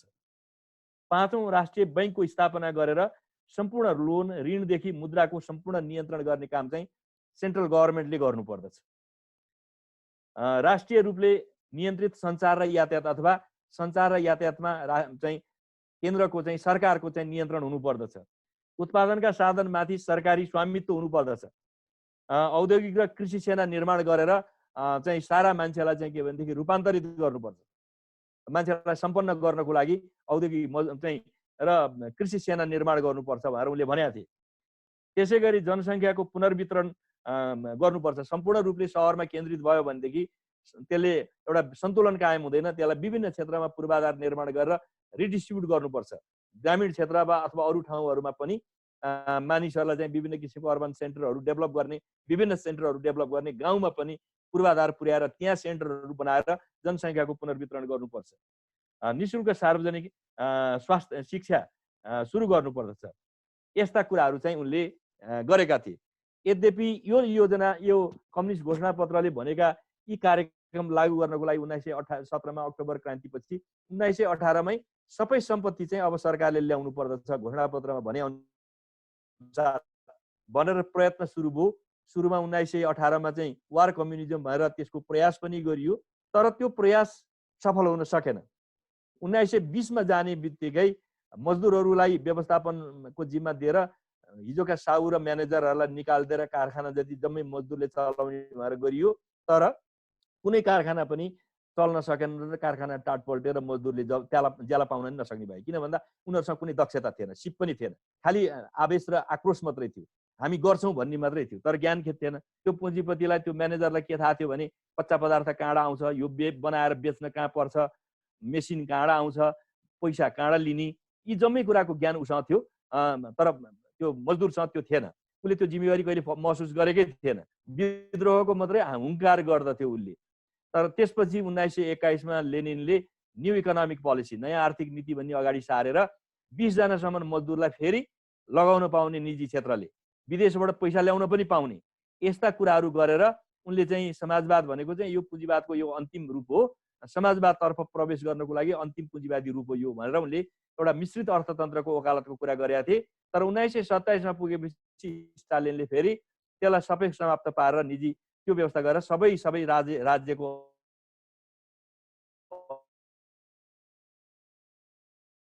अधीनमा हुनुपर्छ भन्ने सुरु गरे। त्यो मोडल पनि फेल भयो र त्यो चाहिँ त्यसले फङ्सन गर्न सकेन। 1961 मै पुग्दामै करिब त्यो धाराशाही थियो। त्यसभन्दा अगाडि बढिसकेपछि नि अर्थतन्त्र अगाडि बढेको थिएन। 1976 मा माओको डेथपछि टेङ स्याओपिङहरूले सुरु गरेको योजनाले अहिले विश्वमा चाहिँ समाजवादमा चाहिँ सबै मिश्रित व्यवस्था सहित सबै पक्षको भूमिका सहित उनीहरूले चाहिँ समाजवादी मोडललाई अगाडि लिएर जाँदा आज विश्वमा एउटा नमुनाको रूपमा विकसित भएको छ र अमेरिका जस्तो शक्तिलाई उनीहरूले एउटा छोटो अवधिमा नै चुनौती दिने, 40 वर्षको अन्तरालमा चुनौती दिने र अब केही वर्षमा चाहिँ पहिलो अर्थतन्त्र हुने दिशामा छन्। त्यस हुनाले हाम्रो देशको समाजवादको स्वरूप हामीले आफैले किटान गर्नुपर्ने खाँचो छ। अहिले नै अघि भने जस्तो सबै निजी सम्पत्तिहरू जमिन जति सबै राज्यको हुन्छ भन्यो भने नेकपालाई भोट हाल्ने मान्छेहरू अहिले तत्काल तयार हुँदैनन्, तिनै मान्छे विद्रोह गर्छन्। त्यस हुनाले हामीले अवलम्बन गर्ने हाम्रो नेपाली स्वरूपको समाजवादी बाटो के हुन सक्छ, त्यसमा मलाई के लाग्दछ भने हामी 3-4 वटा कुराबाट सुरु गर्न सकिन्छ। एउटा, हामी शिक्षालाई निःशुल्क बनाऊ, क्वालिटीको बनाऊ। शिक्षाले के गर्दछ भने शिक्षा अहिले सबैभन्दा ठुलो उत्पादनको साधन हो, सबैभन्दा ठुलो उत्पादनको साधन हो। शिक्षाले ठुल्ठुलो एउटा वर्ग परिवर्तन गरिदिन्छ। जस्तो सोभियत सङ्घको ठुलो परिवर्तन गर्नमा शिक्षाको भूमिका थियो। हिजो मजदुरका छोराछोरीहरू जसले पढ्न पाउँदैन थिए ती सबै मान्छे अझ उनीहरूलाई प्राथमिकता दिइयो राम्रो शिक्षाको लागि। मास्टर्स गरे, सारा कुरा गरे, इन्जिनियर भए, पिएचडी भए, डाक्टर भए, सारा कुरा भए, त्यो क्लास सबै चेन्ज भयो र त्यसपछि हिजोको कुनै किसिमको चाहिँ पुँजीवादी या सामन्ती वर्गीय कुराहरू चाहिँ त्यहाँ रहेनन्। एउटा नयाँ क्लास, नयाँ किसिमको क्लास उदय भयो। त्यस हुनाले अहिले हामीले चाहिँ गर्नुपर्ने कुरा के हो भने एउटा शिक्षालाई हामीले चाहिँ के भने निःशुल्क र क्वालिटीको शिक्षा, त्यसमा यो बजेटमा हामी केन्द्रित भएर लगानी गर्नु पर्दछ। त्यसो भयो भने त्यसले रोजगारी पनि सिर्जना गर्न सक्छ र त्यसले सँगसँगै यो सामाजिक एउटा अहिलेको जुन हाम्रो संरचना छ, अहिलेको हाम्रो वर्ग संरचना अथवा सामाजिक संरचनालाई परिवर्तन गर्ने भनेको शिक्षाकै माध्यमबाट हो र अरू कुनै होइन। त्यसले हामीलाई ठुलो चाहिँ के भने उत्पादनको औजार चाहिँ हामीलाई दिन्छ र वर्ग परिवर्तनको त्यसलाई वर्गीय अवस्थालाई परिवर्तन गर्न ठुलो त्यसले मद्दत गर्छ। दोस्रो, हामीले स्वास्थ्यलाई हामीले चाहिँ सरकारले स्वास्थ्यको ग्यारेन्टी गर्ने गरी चाहिँ जानुपर्दछ। त्यसो भयो भने मानिसहरू चाहिँ भोकै रोग लागेर नमर्ने स्थिति हो भने समाजवादको अर्को प्रोटेक्सन भनेको त्यो हो। तेस्रो भनेको बिरामीको के अरे वृद्धहरू अथवा अशक्त मान्छेहरूको उपचारको व्यवस्था हामीले गर्नुपर्दछ। के अरे उनीहरूलाई हेरविचारको व्यवस्था गर्नुपर्छ, जो हामीले गर्दै पनि आएका छौँ। यस हिसाबले हामीले बालकलाई शिक्षा, बिरामीलाई उपचार, घर नहुनेलाई आवास र उमेर बढेका छिप्पेका अशक्तहरूलाई, ज्येष्ठ नागरिक र अशक्तहरूलाई पेन्सन या भत्ता, यो मोडेलबाट हामीले यी 4 वटा क्याटेगोराइज गरेर यिनीहरू जो समाजका कमजोर वर्ग छन्, हेपिएका छन्, एक्लिएका छन् र उनीहरूलाई अगाडि ल्याउनु पर्नेछ। उनीहरूलाई मेन स्ट्रिममा गरिदिनुको लागि सरकारले मुख्य रूपले त्यसमा लगानी गर्ने, किन बालकलाई लगानी गरिएन भने भविष्य बालकको खाली पाका मान्छे ज्येष्ठ नागरिकलाई मात्रै लगानी गरेर हुँदैन। किनभने हामी सबैले पनि के गर्छौँ भने हाम्रो सबै आम्दानीमा हाम्रो बुवाहरूले गरेका आम्दानीहरू मध्ये सबभन्दा ठुलो खर्च कसलाई गर्नुभयो भन्दा हामीलाई गर्नुभयो, आफ्नो आमा बाउलाई भन्दा। हामी कसलाई गरिरहेका छौँ भन्दा हाम्रा छोराछोरीलाई गरिरहेछौँ। अनि ती छोराछोरीहरूले हामीलाई पाल्छन् भनेर, माया गर्छन् भनेर मात्रै गरे होइन, हामीले भविष्यलाई गरेको लगानी हो। त्यसैले हरेक व्यक्तिले, यदि समाजले, व्यक्तिले, परिवारले छोराछोरी आफ्ना सन्तानलाई चाहिँ लगानी गर्दछन्, उनीहरूलाई माथि उठाउनको लागि आफ्नो आम्दानी र आफ्नो परिश्रम सबभन्दा ठुलो खर्च गर्दछन् भने राज्यको भूमिका पनि के भने बालक युवाहरूलाई चाहिँ सबभन्दा ठुलो लगानी गर्नुपर्छ। किनभने त्यसमा लगानी गरेपछि त्यसैले भोलि पुँजी सिर्जना गर्छ, क्यापिटल जेनेरेट गर्छ र देशलाई माथि लिएर जान्छ। यसैलाई हामी ह्युमन क्यापिटल पनि भन्ने गर्दछौँ। जब उमेर नाग्दछ उसले केही पनि गर्न सक्दैन। त्यसो भएले यसमा ठुलो लगानी गर्नुपर्छ र यो बजेटमा चाहिँ यस किसिमको प्राथमिकता सहित हामीले बजेटलाई अगाडि लिएर जान सक्यौँ भने हामी त्यो दिशामा पनि लिएर जान सक्छौँ। हामी इकोनोमिकल्ली पनि हाम्रो चाहिँ अथवा हाम्रो वैचारिक हिसाबले पनि हाम्रो दृष्टिकोण के क्लियर हुनुपर्छ भन्दा केबाट सिर्जना गर्दछौँ।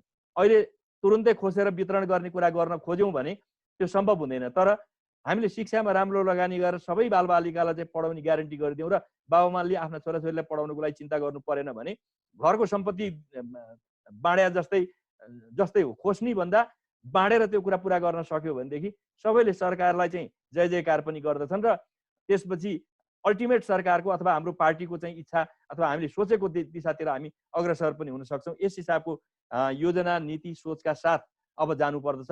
अघि नै मैले भने कृषिमा त्यस हिसाबको कुराहरू गर्नुपर्छ। कृषिमा ठुलो स्केलमा उत्पादन गर्नको लागि के गर्ने होला भन्दा केही नयाँ कुरा सोच्नुपर्छ भन्नेमा छु म। हाम्रो देशमा एकदम छरिएको स्वामित्व प्रणाली छ। 3 करोड 62 लाख किताहरू चाहिँ छन्। मान्छे 3 करोड छ, 3 करोड 62 लाख किता चाहिँ हाम्रो अहिले जमिनको किता छ। अब मान्छेभन्दा धेरै चाहिँ जग्गाको टुक्रिएको छ। टुक्रिएको जग्गाबाट अनि ठुलो प्लटमा खेती गर्ने भनेर गर्छौँ, जहाँ हाम्रो चाहिँ एउटा जग्गामा एउटा ठाउँमा ठुलो खेती गर्नु पर्यो भने धेरै मान्छे एक ठाउँ जम्मा गर्न सकिँदैन, धेरै जमिन जम्मा गर्नै सकिँदैन। त्यसो भए के गर्ने होला भन्दा सरकारले के गर्नुपर्दछ भने यो एरियामा चाहिँ यो बाली लगाउनुहोस्, यो बाली लगाउँदा यो सहुलियत र सुविधा दिन्छु, तिमीलाई बिना ब्याज पैसा दिन्छु, या यो दिन्छु, यो दिन्छु, यो दिन्छु, अर्को बाली लाउनुहुन्छ भने केही पनि पाउनुहुन्न भनिसकेपछि साउ विभिन्न हुन् तर एउटै बाली लगाइयो भनेदेखि त्यो चक्लाबन्दी हुन्छ। त्यसो भएपछि के हुन्छ, त्यहाँ एउटा मात्रै प्रोडक्ट उत्पादन हुने बित्तिकै त्यसको उद्योगहरू त्यहाँ जान्छन्।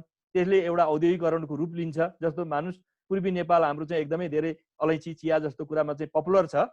त्यहाँ अलैँची र चियामा मात्रै हामी उत्पादनमा चाहिँ केन्द्रित गरेर हामी दिन्छौँ। अलैँची उद्योग अलैँची कलेज खोल्छौँ, अरू सारा कुरा गर्छौँ, त्यसको लागि चाहिने ट्रेनिङ सबै कुराहरू दिन्छौँ, औजार सबै दिन्छौँ भन्यो भने त्यसले त्यहाँ चाहिँ त्यस प्रकृतिको के भने उद्योग चाहिँ स्थापित हुन सक्छ। त्यसै गरी हामीले सिराहा सप्तरीमा जाँदा के अरे आँप चाहिँ लगाउनुहोस् र आँपसँग सम्बन्धित सबै उद्योगहरू चाहिँ गर्नुहोस् भन्दा आँपलाई पानी पनि चाहिँदैन धेरै, त्यो हुन सक्दछ। सबै ठाउँमा चाहिँ के भने सिँचाइ गरेर धान लाउने मात्रै भन्ने हाम्रो सोचाइ छ, जसबाट धेरै आम्दानी हुँदैन। हामी भात खाने भएको हुनाले, भात खाने कल्चरबाट हुर्केको हुनाले 15वटा जिल्लालाई हामी भातको चाहिँ पकेट एरिया बनाऊँ, त्यसको लागि धानमा चाहिँ लगानी गरौँ।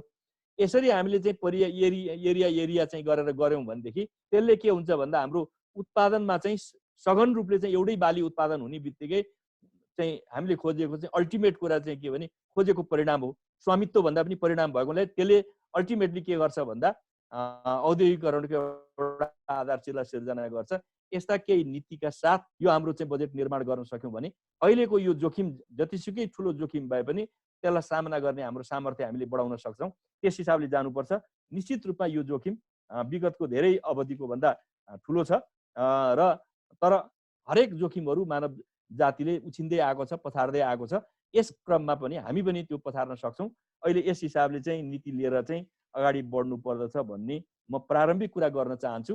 अघि नै मैले भनेको कुराहरूमा जस्तो म के देख्छु भने केही ठुला धक्का लाग्ने एरियाहरू छन् हाम्रो। जस्तो मानुस पर्यटन क्षेत्रमा चाहिँ यो अहिलेको सिजन मात्रै होइन, आउने भदौदेखि मङ्सिरको सिजनमा पनि नोक्सानी हुनेवाला छ। त्यहाँ पनि पर्यटक आउने मैले छाड देख्दिनँ, किनभने संसारभरि नै यो सबै कोरोनाको प्रभाव छ। अनि दोस्रो सारा चाहिँ मान्छेको रोजगारी गएको छ, आर्थिक सङ्कट छ, अनि घुम्नको लागि को मान्छे निस्केर आउँछ, त्यसमाथि सुरक्षाको मान्छेलाई प्रत्याभूति भएकै छैन। आउँदो मात्रै होइन कि 1-2 वर्षकै सिजन हाम्रो जाने खतरा छ। हाम्रो प्लेनहरू बन्द भएका छन्, त्यसको इकोनोमी चौपट भएको छ, यातायात क्षेत्रको पनि त्यस्तै समस्या छ।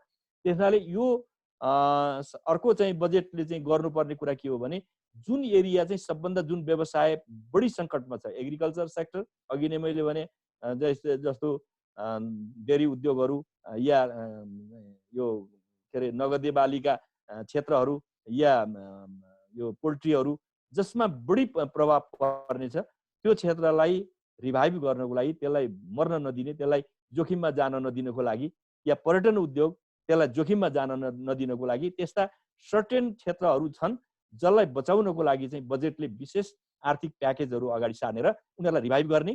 जस्तो उदाहरणको लागि एउटा के हुन सक्छ भन्दा आउने नै वर्ष चाहिँ पर्यटक आएनन् भने ल सरकारले 1 महिनाको तलब चाहिँ सरकारी कर्मचारीदेखि अरूलाई दिने या सर्टेन प्याकेज गरेर नेपालका सबै उद्योगहरूमा के अरे होटलहरूमा तिमीहरू बस जाऊ, यसपालि आन्तरिक पर्यटनमा जाऊ भनेर चाहिँ उनीहरूको खालि त्यहाँका मजदुरलाई दिने तलब मात्रै पनि धानियो भने पनि ती उद्योगहरू होटलहरू बन्द हुँदैनन्। यस्तो कुराहरू गरेर हामीले केही स्पेसल योजनाका साथ यो इकोनोमीलाई सही ट्र्याकमा लिएर जानको लागि प्रयास गर्नुपर्छ। अरू कुरा त म फेरि तपाईँहरूको प्रश्न छलफलमा अरू कुरा बताउँछु। अहिले प्रारम्भिक कुरा यतिमा मैले सक्छु। धन्यवाद।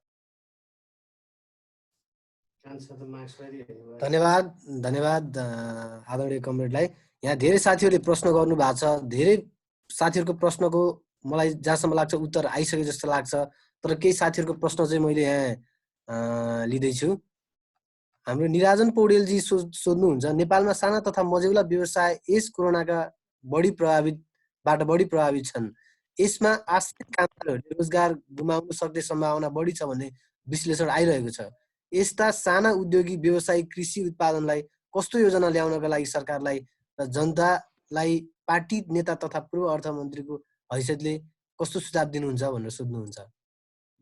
मैले अघि पनि केही कुरा भने जस्तो मैले इन्डियाको पनि एउटा सानो सर्वे रिपोर्ट हेरेका थिएँ। थुप्रै नेपालीहरूले आजकल नेपालबाट इन्डियामा गएर ढाबाहरू, हाइवेका ढाबाहरू, विभिन्न ठाउँका साना साना गाडी मर्मत गर्ने विभिन्न खालका कुराहरूमा या त पार्टनरसिपमा चलाएका या एक्लै चलाएका या कतिपय ठाउँमा चाहिँ मजदुरी गर्ने। अब अहिले चाहिँ ती सबै चाहिँ के भने बन्द छन् भनेपछि त्यस्ता मान्छेहरू त्यहाँ बन्द भयो भने ती घर फर्किन्छन्।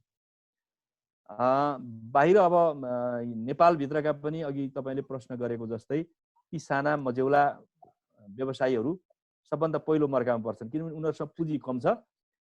त्यो पुँजी कम हुने बित्तिकै त्यो थप पुँजी नपाउने बित्तिकै उनीहरू बन्द हुन्छन्, किनभने तत्काल ग्राहक नआउने चाहिँ त्यो सञ्चालन नहुने आफ्नो व्यवसाय बन्द गर्दाखेरिमा लकडाउन भनौँ न ताले लगाएर डेरा छोडेर घर छोडेर हिँड्नुपर्ने स्थिति बनिएको छ। त्यसो हुँदा थुप्रै मान्छे रोजगारी चाहिँ गुम्न सक्ने स्थिति हुन्छ। यी क्षेत्रहरूको लागि मैले अघि नै भने एउटा उनीहरूले बैंक ऋण लिएका छन् भने ब्याज मिना गर्ने एउटा सर्टेन अवधिको लागि छ, जबसम्म इकोनोमीले एउटा नर्मल ऊ लिँदैन। अब सामा नै मिना गर्नुपर्ने स्थिति आउँछ कि आउँदैन थाहा छैन, तर अहिले सामामा मैले सोचेको छैन, ब्याजमा मिना गरौँ। कतिपय त्योभन्दा माथिल्लो हैसियत भएकोलाई सामा चुक्ता गर्नको लागि बैंकले समाते ताकेता गरेको छ, त्यसलाई 6 महिना पर सारिदिउँ, 1 वर्ष पर सारिदिउँ। किन नेपालले वैदेशिक ऋण तिर्नको लागि हामीले जो ऋण लिएका छौँ त्यो पनि हामीले अहिले चाहिँ हाम्रो त्यो इन्स्टलमेन्ट हामीले तिर्न नपरोस् भनेर चिठी लेखेका छौँ। कमसेकम अहिले 5-6 अरब रुपियाँ चाहिँ तिर्न नपर्ने स्थिति छ भनेर मैले बुझेको छु।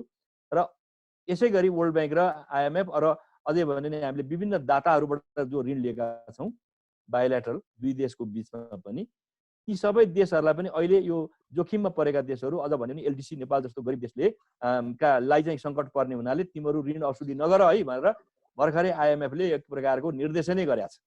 वर्ल्ड बैंकले पनि त्यो कुरा गरेको छ र उनीहरूलाई अनुरोध गरेको छ सबै देशहरूलाई यो नगर्नुहोस् है, अहिले ती देशहरू सङ्कटमा पर्छन् भनेर। त्यसो हो भने हाम्रो यहाँ पनि के गर्नु पर्यो भनेदेखि यहाँ नेपाल राष्ट्र बैंकले अर्थ मन्त्रालयले सर्टेन जोखिम प्याकेज अघि भने जस्तो पैसा त्यसमा राखेर यसमा अन्तर्राष्ट्रिय रूपले हामी वर्ल्ड बैंक ADB-सँग यही कुरा सङ्कटबाट बचाउनलाई हामीलाई यति सपोर्टको खाँचो छ भनेर पैसा प्रपोजल पठाएर माग्न सक्ने सम्भावना पनि छ। भर्खरै केही दिन अगाडि तपाईँहरूले पनि सुन्नुभयो होला, अर्थमन्त्रीले के अरे 10 करोड डलर चाहिँ ऋण सापट्टि भएर चाहिँ वर्ल्ड ब्याङ्कसँग मागेको कुरा चाहिँ बाहिर आएको छ। त्यो पनि सानै पैसा हो, 12 अरब रुपियाँ जति हुन्छ।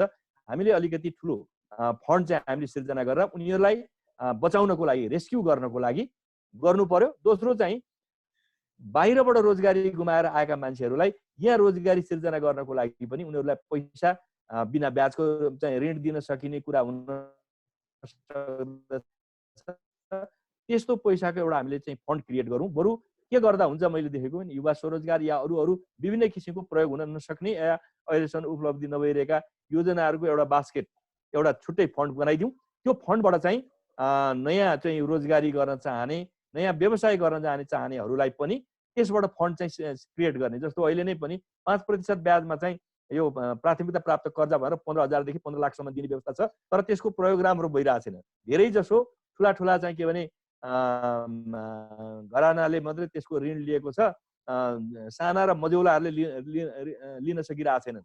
ब्याङ्कहरू पनि के गरिरहेछन् भन्दा साना मझौलालाई नदिने, ठुला घरानालाई दिएपछि एकमुष्ट एउटालाई दियो, धेरैसँग असुली गर्नलाई चाहिँ समय र चाहिँ जनशक्ति कर्मचारी पनि नचाहिने, उसले पनि सजिलो बाटो मात्रै खोजिरहेछ। त्यो सजिलो बाटो खोज्ने कुरा होइन कि अनिवार्य रूपमा तिमीले यो मझौला र सानालाई नै चाहिँ लगानी गर्नुपर्छ। त्यो लगानी गरेनौ भने तिम्रो चाहिँ के भनेदेखि ब्याङ्कलाई दिने सहुलियत जुन छ त्यो सहुलियतको मापदण्डलाई हामी माइनस गरिदिन्छौँ। उनीहरूलाई नै दिएको हुनुपर्छ भन्ने मापदण्ड हामीले निर्धारण गरिदिने हो भनेदेखि, जस्तो सिआरआर रेसियो भन्ने हुन्छ, सिडी रेसियो भन्ने हुन्छ, त्यसभित्रको मापदण्डमा जो खुकुलो गर्छौँ त्यो खुकुलो गरे बापतको चाहिँ यो के गर्नुपर्ने भन्दा उनीहरूलाई नै दिनुपर्ने पैसा भन्ने सीमित गरिदिने र त्यो अहिले 5% ब्याजलाई पनि सरकारले सब्सिडाइज गरेर सरकारले तिरिदिने हो भने सामामा पैसा पायो भनेदेखि थुप्रै नयाँ व्यवसायहरू चाहिँ आउन सक्दछन्। त्यो कामतर्फ अग्रसर गराउनुपर्छ। हाम्रो अर्को एकजना साथी आयुष सापकोटा सोध्नुहुन्छ, पोस्ट कोरोना वर्ल्डले ग्लोबलाइजेसन युगको अन्त्य गर्ने अड्कलबाजी भइरहेको अवस्थामा नेपालले अङ्गीकार गर्ने परराष्ट्र नीतिमा अब केही परिवर्तन हुन्छ कि हुँदैन? होइन, तत्काल यो मैले अघि नै पनि भनिसकेँ, यो कुरा अड्कलबाजी गरिए पनि यो 2021 मा हुन्छ कि 2025 मा त्यो हुन्छ कि 2035 मा हुन्छ कि 50 मा पुग्छ, त्यो अहिले भन्न सकिँदैन। त्यस हुनाले हामीले भोलि नै यो एउटा हामीले सोम शर्माको कथा जस्तो भोलि नै यो कुरा भइहाल्छ, मेरो यो भइहाल्छ भनेर निष्कर्ष निकालेर आजको वर्ल्ड अर्डरले चाहिँ अन्त्य हुने कति समय चाहिन्छ भन्ने कुराको ठिक क्यालकुलेट गर्न सकेनौँ भने हामी यहाँ हात बाँधेर बस्छौँ, अब विश्व व्यवस्था परिवर्तन हुँदैछ, हाम्रो पनि दिन आउँछ भनेर हामी बस्ने स्थिति हो भने त्यसले नोक्सान गर्छ। त्यसनाले विश्व व्यवस्थाको कुरा उनीहरू गर्दै गर्लान्, हामीले हाम्रो कुरा चाहिँ बढी चाहिँ हाम्रो सन्दर्भमा ख्याल गर्नुपर्छ। मैले अघि नै भने केही साङ्केतिक कुरा, डलर डोमिनेटेड विश्वलाई मल्टी करेन्सी वर्ल्डमा लान सक्छ, त्यो सम्भावना बढेर गएको छ। अहिले नै पनि भनौँ न, ब्रिटेन वुड एग्रिमेन्ट अन्तर्गतको ब्रिटेन वुड भन्ने जुन छ त्यसले फङ्सन गर्न छोड्यो भनेर चाहिँ सबैले भनिरहेका छन्। WTO कै मान्यतामा पनि नयाँ कुरा आएको छ, तपाईँले देखिरहनु भएको छ। WHO मा चाहिँ अमेरिकाले म पैसा दिन्न भन्यो, अरूले दिने कुरा गरिरहेछन्, यहाँ पनि छ।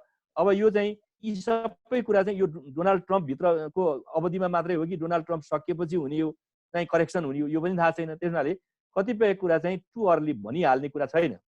तर ती जम्मै कुरालाई राम्रोसँग हेक्का राखेर हाम्रो देशको सन्दर्भमा चाहिँ हामीलाई अप्ठ्यारो नपर्ने गरी हामी कसरी सजिलो बाटोबाट जाने। अहिले नै विश्व अर्डर भत्किहाल्छ, त्यसनाले फलानु देशसँग सम्बन्ध बिगारे भयो, फलानुसँग राम्रो गरे भयो भन्ने पनि हुँदैन। हामीले हाम्रो देशको लागि आवश्यक पर्ने साधन स्रोत संसारका सबै देशसँग लिनुपर्छ। संसारको सबै ज्ञान पनि हामीले लिनुपर्दछ। हामीले योसँग लिने त्योसँग नलिने भन्ने होइन, सबैसँग लिने, हामीलाई चाहिएको कुरा लिने, नचाहिएको कुरा नलिने। त्यो मोडलबाट चाहिँ आफ्नो देश केन्द्रित नीति लिएर चाहिँ जानु अहिले सबभन्दा बुद्धिमानी हुन्छ। अर्को एकजना साथी नेपाली भन्ने साथी सोध्नुहुन्छ, अहिलेको सिचुएसनले गर्दा हरेक सामानको प्राइस हाइक भइरहेको छ, यसलाई कन्ट्रोल गर्न सरकारको ध्यान देखिँदैन, यसले गर्दा इन्फ्लेक्सेसन भएर भेनेजुएलाको केस आउने त होइन भन्नुहुन्छ। अहिले चाहिँ यो खास यो प्रश्न गर्नुहुन्छ। यसको दुईटा डाइनामिक्स छ हेर्नुहोस्। अरू देशहरूले कस्तो भनिरहेछन् भने इन्फ्लेसन एकदम तल झर्छ र 0.1 मा झर्यो भनेदेखि त्यो सामान्य अवस्थाबाट चाहिँ माथि ल्याउन सक्दैन र रिसेसन आउँछ, ठुलो मन्दी आउँछ भनिरहेछन्। अन्त चाहिँ मूल्य घट्ने भन्ने चिन्ता छ। किनभने तपाईँलाई हेर्नुहोस्, अहिले डलरको के अरे यो पेट्रोलको भाउ घटेर माइनस उल्टो चाहिँ पेट्रोल किन्दाखेरिमा अमेरिकामा चाहिँ के भने कमिसन दिने त्यो सुरु भयो। किन भन्दा उत्पादन गर्यो स्टक गर्ने ठाउँ छैन, कारखाना बन्द गरौँ फेरि सञ्चालन गर्न लाग्ने खर्च धेरै ठुलो हुन्छ, कारखाना चलाइरहनु पनि परेको छ, उत्पादन गरिरहनु परेको छ, अनि उत्पादन गर्यो नकिनेपछि स्टोरिङ गर्ने ठाउँ छैन, बरु लैजाऊ भन्नु परेको छ। यो कारणले गर्दा थुप्रै देशहरूको इकोनोमी चाहिँ जसबाट चाहिँ के भने ठुल्ठुला म्यानुफ्याक्चरिङ इन्डस्ट्रीहरू चल्छन् त्यो सङ्कटमा गइरहेछन् अथवा भाउ घट्ने स्थिति छ। विश्वव्यापी ट्रेन्ड चाहिँ प्राइस रिडक्सन हुने ट्रेन्ड छ।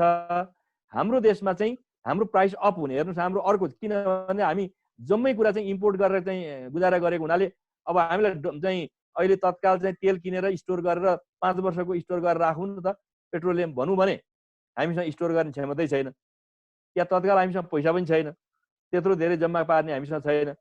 अब हामीसँग चाहिँ बढी भन्दा 3 महिनासम्मको स्टोर गर्ने क्षमता छ। त्यसो भएले धेरै प्राइस माथि जान्छ नन एग्रिकल्चर सेक्टरमा भन्ने मलाई लाग्दैन, तर एग्रिकल्चर सेक्टरको प्राइस चाहिँ माथि जान्छ निश्चित रूपमा, किन विश्वव्यापी रूपमा नै अब खाद्यान्नको भाउ चाहिँ बढी हुने माग हुने सम्भावना छ। यो बिचमा उत्पादन घटेको, उत्पादन गर्न नसकेको विभिन्न कारणले गर्दा जति उत्पादन हुन्छ अब हरेक देशले आफैलाई चाहिँ चाहिने भाले अर्कालाई बेच्न पनि चाहँदैन।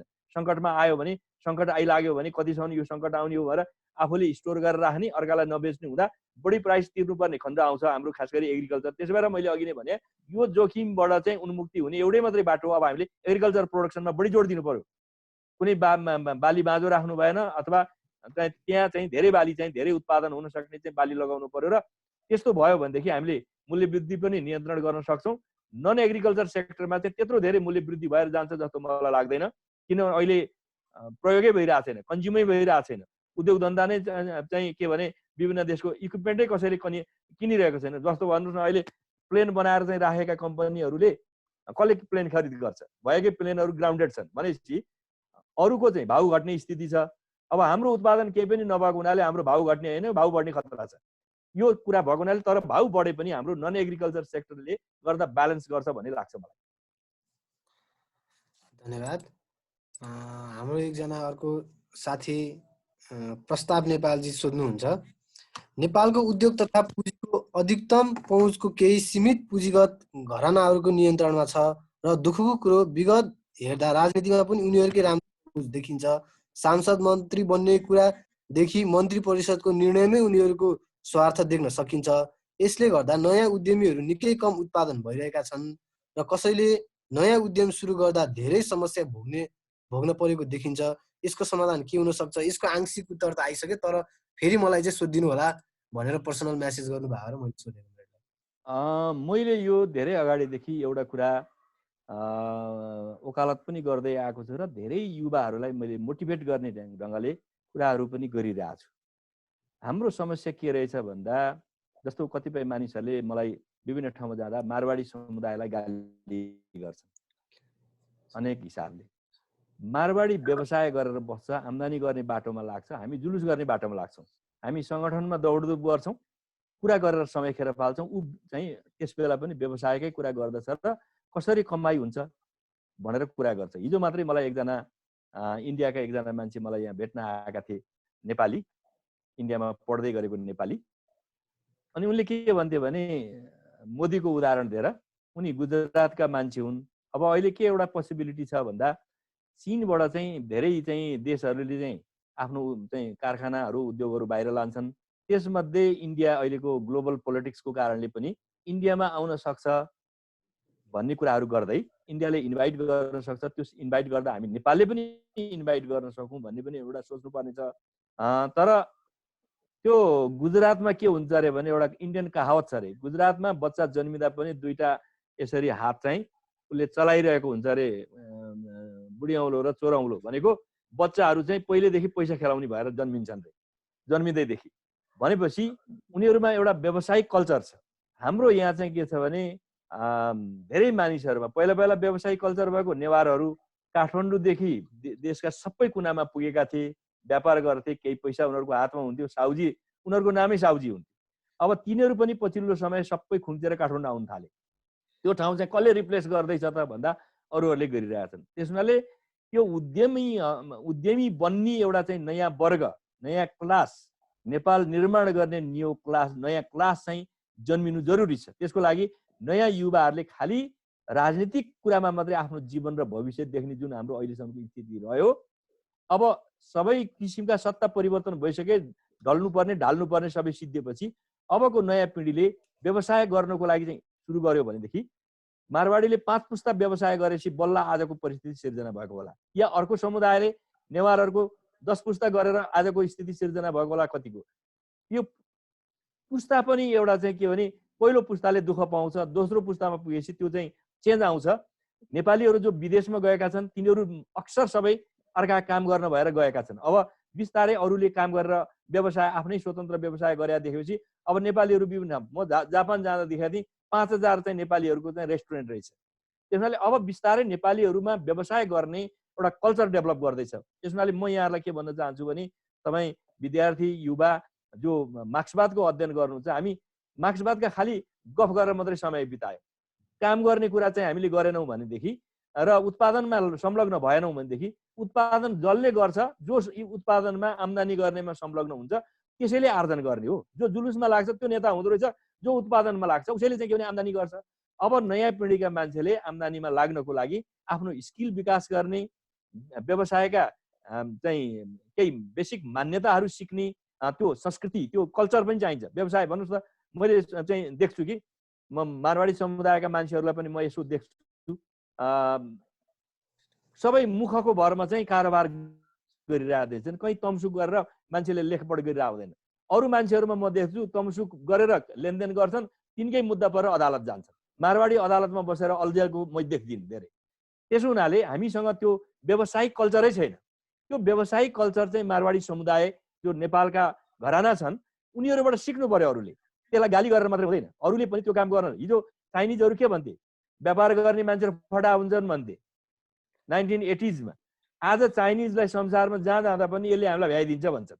त्यस हुनाले व्यवसाय गर्ने कला भइसकेपछि सधैँ मान्छेले हेप्न सक्छ र त्यो सिक्दै जान्छ, उसले नयाँ कुरा जान्दै जान्छ। चाहिँ एलसी खोल्ने भने के होला, बैंक लिने भने के होला, भिएटी भने के होला, अर्को भने के होला, मेसिन उपकरण कहाँ आउँछ, उत्पादन कहाँ हुन्छ, बजार कहाँ छ, यी जम्मै कुराको चाहिँ प्राविधिक पक्ष जान्दै गयो भने उसलाई कसैले चाहिँ इन्कार गर्न सक्दैन। मैले धेरै नेपालीहरू भर्खर केही दशकमा, केही समयमा राम्रो क्षमताले विकास गरेको मान्छे पनि देखेको छु। त्यसैले त्यो सहितको एउटा चाहिँ विश्वासका साथ लाग्यो भनेदेखि नयाँ पिँढीको चाहिँ के भने उद्यमीहरूको सिर्जना हुन्छ, जसले तपाईँले भनेको जस्तो खालि केही परिवारमा सीमित भएको अर्थव्यवस्था, पहिला हामीले राजनीतिमा चाहिँ राजामा मात्रै सीमित भएको राजनीतिक प्रणाली फाल्यौँ र आम जनतामा राजनीति पुर्यायौँ।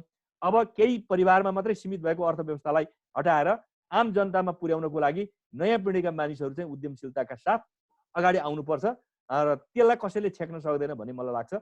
त्यो नगरेर हो, गर्दै गएपछि हामी त्यसमा सफल हुन्छौँ। धन्यवाद। मैले सकेँ। हाम्रो अर्को एकजना साथी असीम सोध्नुहुन्छ, अब हामी स्टक मार्केटमा कस्तो इम्प्याक्ट पर्ला हाम्रो स्टक मार्केटमा, हामीले अहिलेसम्म नि स्टक मार्केट बन्द गर्नु कतिको उचित हो, जबकि मार्केटलाई आफ्नै वेमा चल्न दिनुपर्छ, स्टक मार्केट क्र्यास हुने रिस्क कतिको छ भनेर सोध्नुहुन्छ हाम्रो असीमजीले। स्टक मार्केट अगाडिदेखि नै अलिकति यसको स्टकको प्राइस घटिरहेको छ विभिन्न कारणले।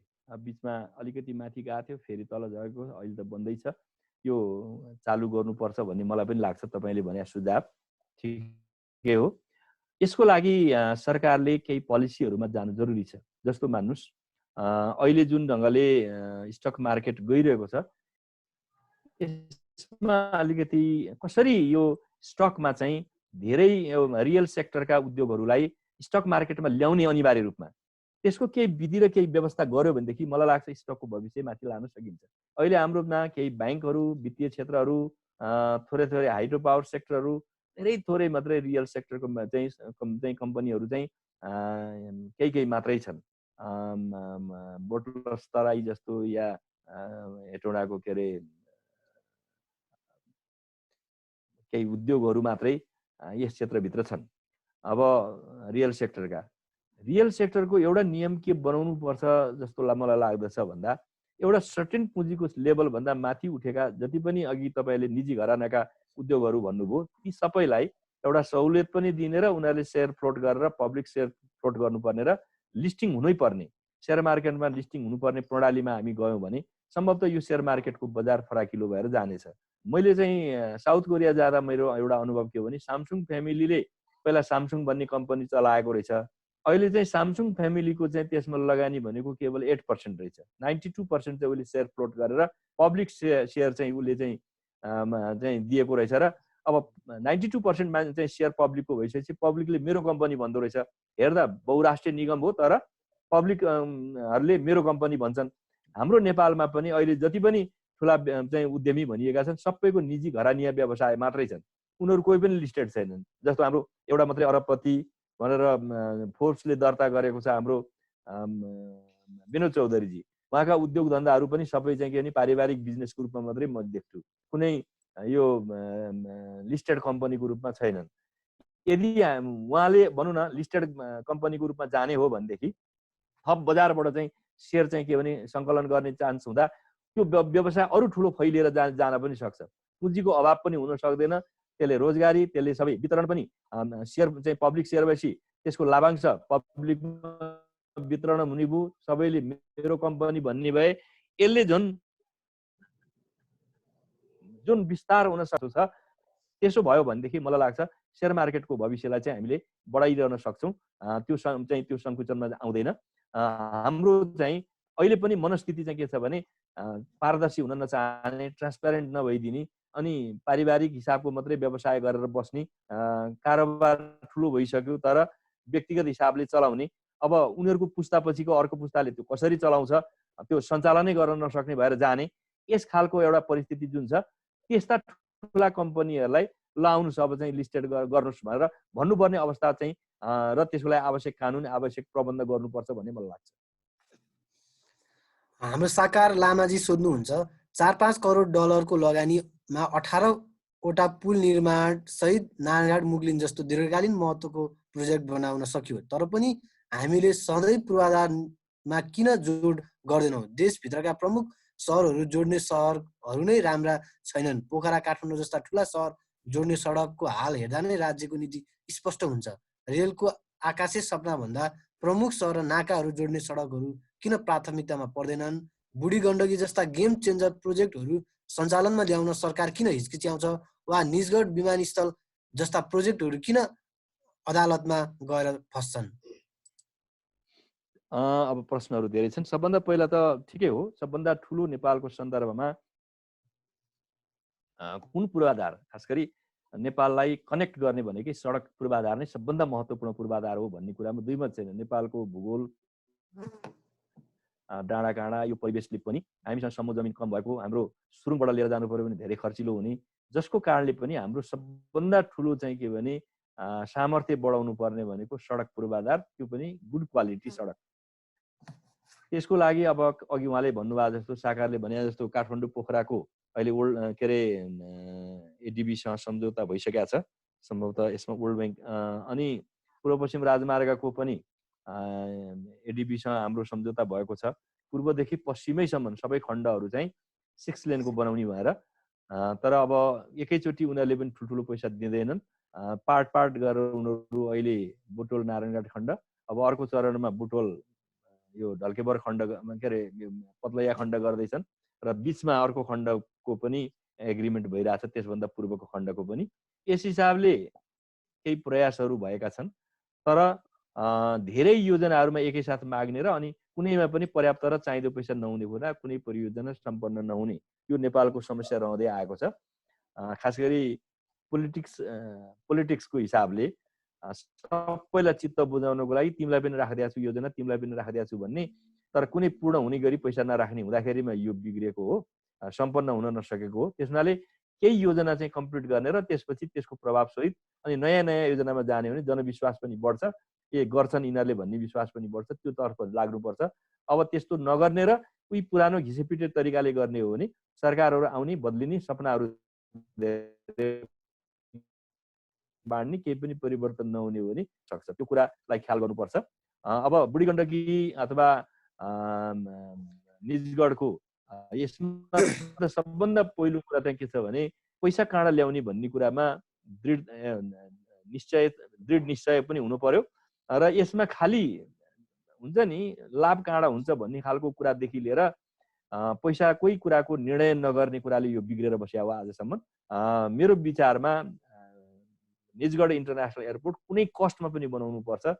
त्यसको लागि हामीले फास्ट ट्र्याकमा चाहिँ ठेक्का लगाइसकेपछि अब फास्ट ट्र्याक बन्ने बित्तिकै निजगढ एयरपोर्ट बनेन भने त्यसले जुन फास्ट ट्र्याकको चाहिँ पर्पज हो त्यो पुरा हुँदैन। काठमाडौँबाट चाहिँ निजगढ जोड्नको लागि जुन ढङ्गले फास्ट ट्र्याकले काम गर्छ अनि त्यहाँ एयरपोर्ट भयो भने काठमाडौँ आउनलाई 1 घन्टाभित्र मानिसहरू आइपुग्छन् भनेर बनाएको हो। त्यो कामको लागि चाहिँ अब ढिलो नगरिकन यो निजगढ एयरपोर्टको काममा चाहिँ पैसा कहाँ ल्याउने कसरी गर्ने भन्ने छिनोफानो गरेर सुरु गर्नुपर्दछ।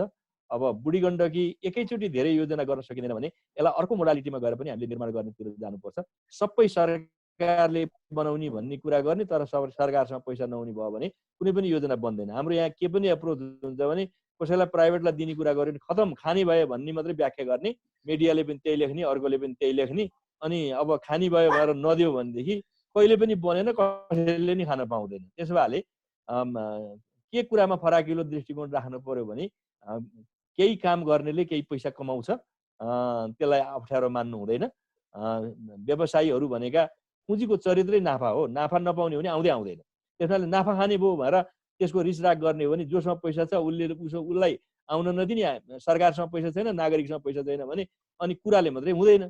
त्यसो भए यस सम्बन्धमा अलिकति ठुलो दृष्टिकोण राखेर जानु पर्दछ। यही धारणा थियो पहिला चीनमा, ल्याउनै हुँदैन पैसा चाहिँ लगानी गर्नै दिनु हुँदैन, सबै खान्छन्, व्यापारीले नाफा गरेर भ्याउँछन् भन्थे।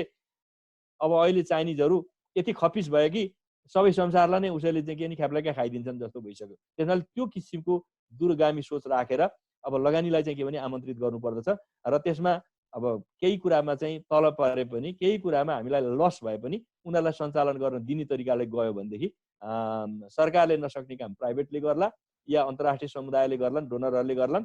जति सरकारले गर्न सक्छ सरकारले केन्द्रित योजनामा चाहिँ लाग्यो भने मात्रै हामी परिणाममा जान सक्छौँ। अब बाटो चाहिँ त्यही लिनुपर्छ।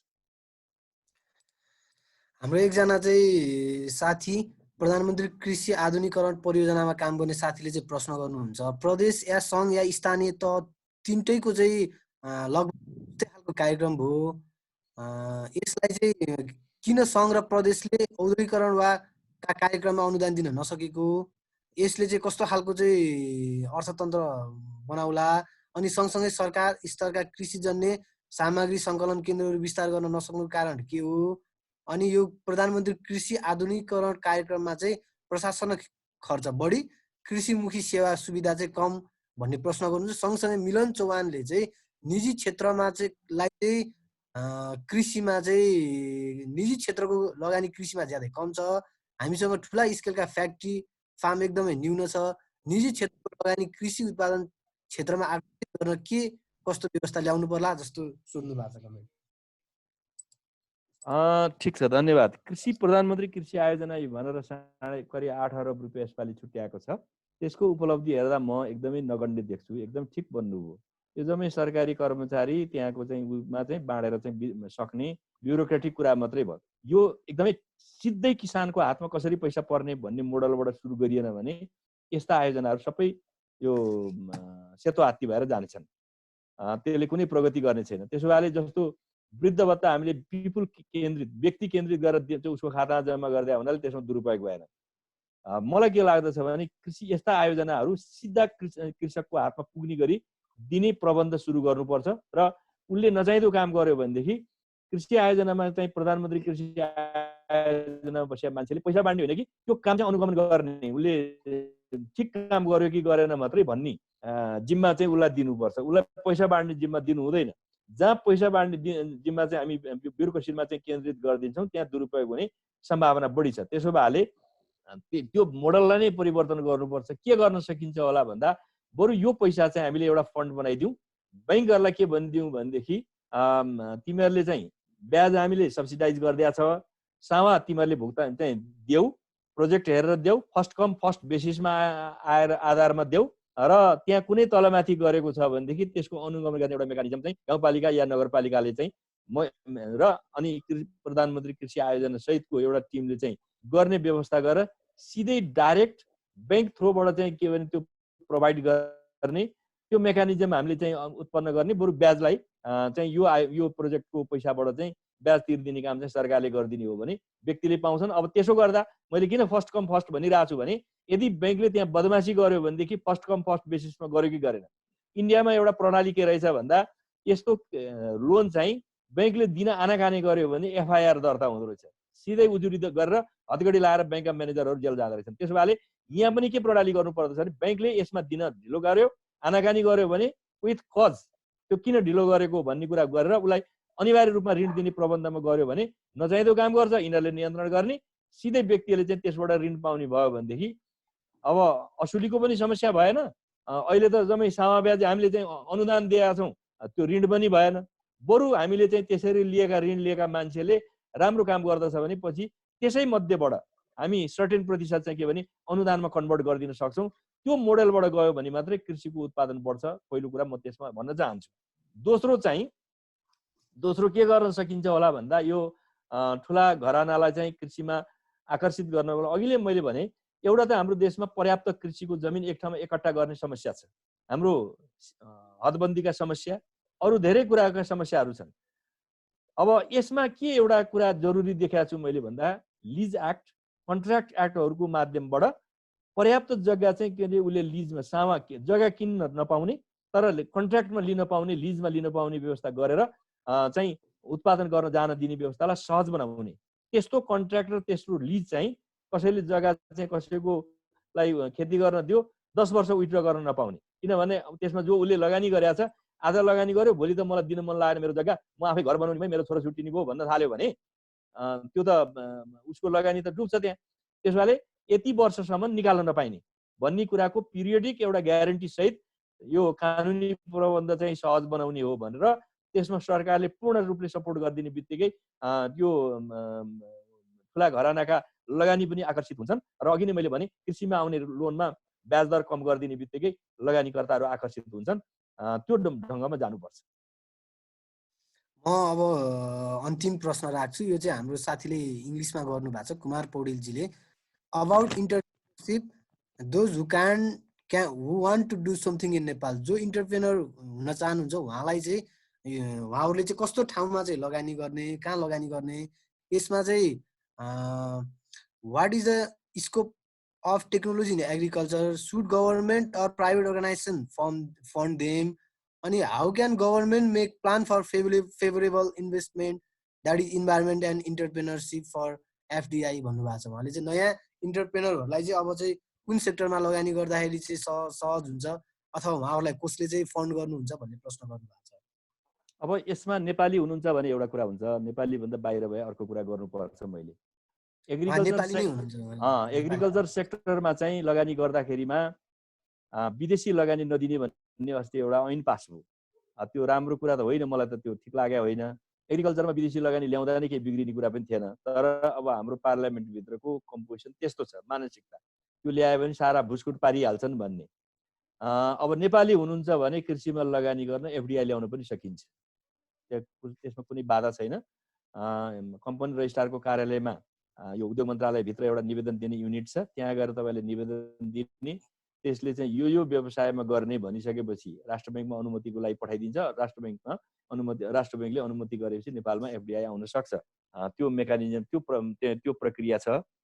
दोस्रो चाहिँ अब दोस्रो यो कुन सेक्टरमा जाने भन्ने कुरा, त्यसमा मेरो के छ भने तपाईँको कुन विषयको दक्षता छ भन्ने कुराले पनि धेरै चाहिँ हदसम्म निर्धारण गर्छ। जस्तो मान्नुहोस् तपाईँ आइटीको स्टुडेन्ट हुनुहुन्छ या आर्टिफिसियल इन्टेलिजेन्स यो कम्प्युटर साइन्स यो क्षेत्रको हुनुहुन्छ, एग्रिकल्चरमा तपाईँले यसमा नयाँ सिफ्ट गर्न चाहनुहुन्छ कि या केवल कम्प्युटर क्षेत्रमा मात्रै गर्नुहुन्छ कि, यो हिसाबले तपाईँको दक्षता पनि निकै हदसम्म काम गर्दछ। अब नेपालको एउटा सधैँको पोसिबिलिटीको राम्रो एरिया भनेको के हो भन्दा अर्को भनेको टुरिज्म सेक्टर, राम्रो रिजोर्टहरू बनाउने, विभिन्न किसिमको चाहिँ के भनेदेखि एउटा मनोरञ्जक भेराइटिजहरू दिने, विभिन्न प्रोडक्टहरू दिने, त्यसो गर्न सकियो भनेदेखि त्यसको धेरै ठुलो पोसिबिलिटी छ। जस्तो मैले केही वर्ष अगाडि एउटा ठाउँमा गएर भाषण गरेका थिएँ त्रिशुल के अरे नारायणीमा चाहिँ मलाई चाहिँ मुख्य अतिथि भनेर बोलाएको थिएँ चितवन उद्योग वाणिज्य सङ्घले।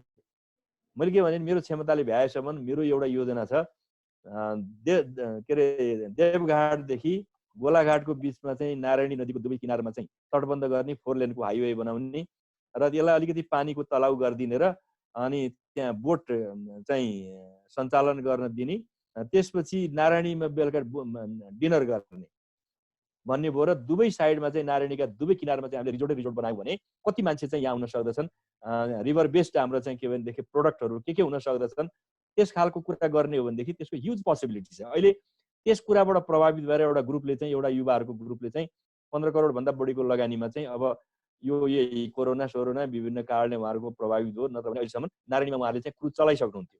करिब 300 मान्छे अट्ने क्रुज चलाउने त्यो उहाँहरूको चाहिँ फाइनल ठाउँमा उहाँहरू गइसक्नु भएको छ र त्यो उहाँहरूले चाहिँ बिच रेस्टुरेन्ट बिच रिजोर्ट बनाउने 5 तारे एउटा रिसोर्ट बनाउने त्यो खालको कुरा पनि उहाँहरूले गरिरहनु भएको छ। भनेपछि नेपालमा यस खालका पोसिबिलिटीहरू धेरै छन्। विभिन्न राम्रा एउटा चाहिँ अब त्यस्तो ठाउँमा पूर्वाधार लानलाई के गर्नलाई सरकारले सहयोग पनि गर्नुपर्छ। अब अर्को चाहिँ तपाईँले भनेको जस्तो अहिले पनि हाम्रो एउटा चिज के देख्छु म भन्दा हाम्रो ब्युरोक्रेसी हाम्रो पोलिटिकल क्षेत्रको इनक्यापासिटी के देख्छु म भन्दा नयाँ इनोभेटिभ कुरामा खर्च गर्नुपर्छ र सरकारले लगानी गर्नुपर्छ भन्ने मानसिकता बनिसकेका छैन। उही ट्रेडिसनल कुराहरू छ। तपाईँले भनेको जस्तो नयाँ प्रविधिको लगानीमा नयाँ प्रविधिको प्रयोगमा हुने लगानीमा चाहिँ सरकारले रिसर्चमा खर्च गर्नुपर्छ। रिसर्च बेगर कुनै पनि देश प्रगति गर्दैन। R&D मा खर्च नगरिकन नयाँतिर जाँदैन। हाम्रो एजुकेसन पनि एकदमै पछौटे छ। यसमा हामीले परिवर्तन नल्याएसम्म हाम्रो प्रगति सम्भव छैन। किनभने अघि नै मैले भने शिक्षा एउटा ठुलो क्षेत्र हो, खास गरी इनोभेसन अर्को ठुलो क्षेत्र हो। त्यो शिक्षा र इनोभेसनलाई जोडेर लिएर जाने जरुरी छ। त्यसमा ठुलो एउटा पोलिसीगत एउटा पोलिसी दबाब दिनुपर्ने खाँचो छ। म यो कुरा बारम्बार उठाइ पनि रहेको छु र बजेटिङ गर्दाखेरिमा यो कुरालाई ख्याल गरेर पार्टीको घोषणापत्र बनाउँदा मैले नै अलिकति दबाब दिएर R&D मा 1% GDP को खर्च गर्नुपर्छ भनेर बजेटमा लेखियो, तर के अरे पार्टीको घोषणापत्रमा लेखियो, तर बजेटमा आउने बेला त्यो आएन। त्यसमाले R&D मा खर्च गर्ने, किन R&D भनेको तुरुन्तै प्रफिट हुने कुरा भएन। हाम्रो देशमा के देखिन्छ त्यो खर्चले के पाइन्छ र के लाभ भयो र भन्छ। लाभ त रिसर्चमा आजको आज लाभ हुँदैन। त्यो रिसर्चको लाभ त एक जेनेरेसनदेखि अर्को जेनेरेसनमा ले पनि नपाउन सक्छ कहिले काहीँ त। एउटा व्यक्तिले गर्छ, त्यसपछि अर्कोले त्यसमा थप्छ, अर्कोले फेरि त्यसमा थप्छ, अनि मात्रै एउटा चाहिँ प्रोडक्ट बन्ने कुरा हुन्छ।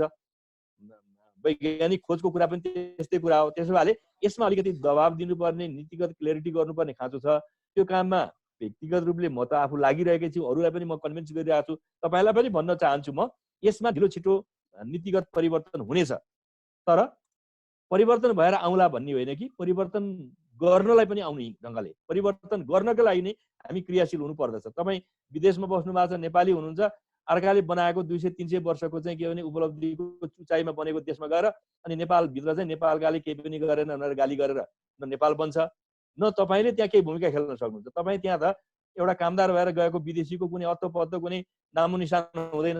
त्यसमाले त्यहाँ आर्जन गर्नुहोस्, बुद्धि सिक्नुहोस्, त्यहाँ पैसा कमाउनुहोस्, चाहिँ ती सबै बोकेर नेपालमा आउनुहोस् र नेपालको चाहिँ भविष्य राम्रो छ। महिनाको 3 लाख रुपियाँ चाहिँ हामीले चाहिँ मासिक कमाउन सक्ने स्थिति नेपालमा सिर्जना गर्ने हो भने नेपाललाई इजिली भिसा दिन्छ।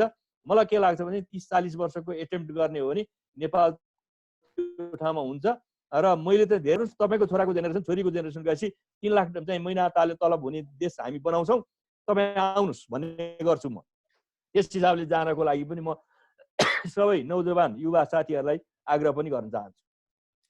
मैले एउटा अन्तिम क्वेसन सोधे कमरेडलाई, हरि रिजाल र अर्को एकजना साथीको कम्बाइन प्रश्न सोधे। सरकारका कुनै पनि योजना लक्षित वर्गले पाएनन्, बोइङबाट ऋण, कृषि अनुदान देखानेले पाए, यो कसरी नियन्त्रण हुन्छ र कोरोना पछि आउने नेपालको 76-77 को आर्थिक बजेट कस्तो मोडल आउनुपर्छ र यसका प्रमुख प्राथमिकताको विषय कुन कुन हुनुपर्छ भनेर प्रश्न गर्नु भएको छ।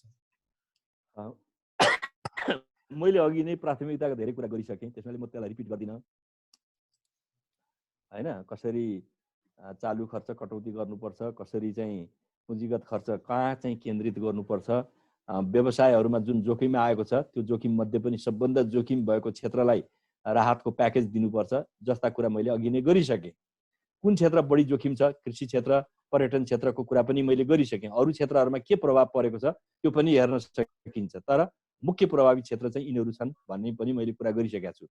अब जहाँसम्म यो ऊ पनि मैले भने कृषिको जुन सरकारले अनुदान दिने भनेर गरेको छ त्यसको लाभ चाहिँ खास व्यक्ति र चाहिँ खास वर्गमा पुगेन, जो व्यवसायी छ त्यस कहाँ पुगेन।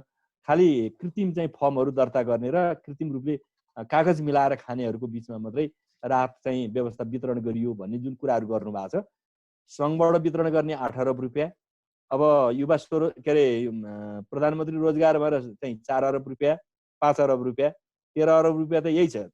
प्रदेशहरूले पनि यस प्रकृतिका योजनाहरू सबै प्रदेशमा चाहिँ अनुदानको लागि कृषिमा अनुदान अरू विभिन्न भनेर राखेका छन्, छुट्याएका छन्। त्यो जम्मै गऱ्यो भने 15 चाहिँ यो 13 अरब अरू 15 देखि 18-20 अरब रुपियाँ यो पैसा होला।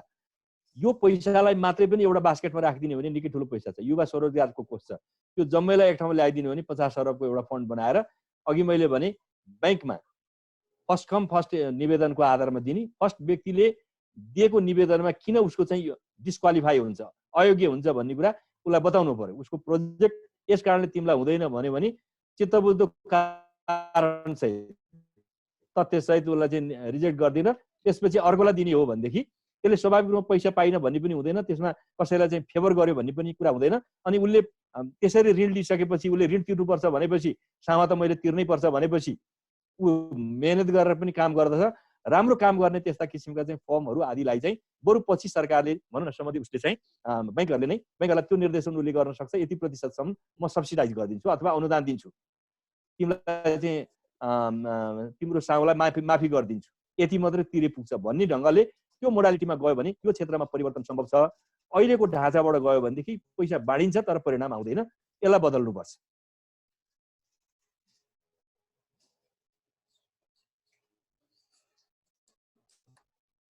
हेलो हेलो एकछिन है प्रकाशजी, के भयो प्रकाशजी? नेटको समस्या भयो कि जस्तो।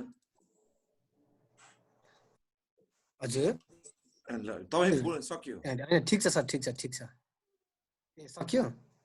मेरो नेटको प्रब्लम हो। म आदरणीय कमरेडलाई स्कुल अफ मार्क्सिजमको टिमबाट साथसाथै मेरो टिमबाट एकदम धेरै धन्यवाद दिन चाहन्छु। साथै साथीहरूले अन्तिममा कस्ता बुकहरू पढ्ने होला यसो रिकमेन्ड गर्न लगाउनु पर्यो भन्दै हुनुहुन्छ, त्यो पनि एकचोटि गरिदिनु भयो सजिलो हुन्थ्यो। यहाँ यस्ता एउटा कुरा म के भन्न चाहन्छु भने एउटा मात्रै होइन, मार्क्सले मार्क्सवाद भन्ने थिएन। मार्क्सभन्दा अगाडि मार्क्सले के पढे भन्दा इतिहास पढे, दर्शनशास्त्र पढे, गणित पढे, अर्थशास्त्र पढे र विभिन्न कुरा पढेर पुराना धेरै मान्छेहरूको अध्ययनबाट चाहिँ त्यो कुरालाई उनले सही ढङ्गले व्याख्या गरेर अनि त्यसको निष्कर्षलाई चाहिँ अहिले हामीले मार्क्सवाद भन्न थाल्यौँ।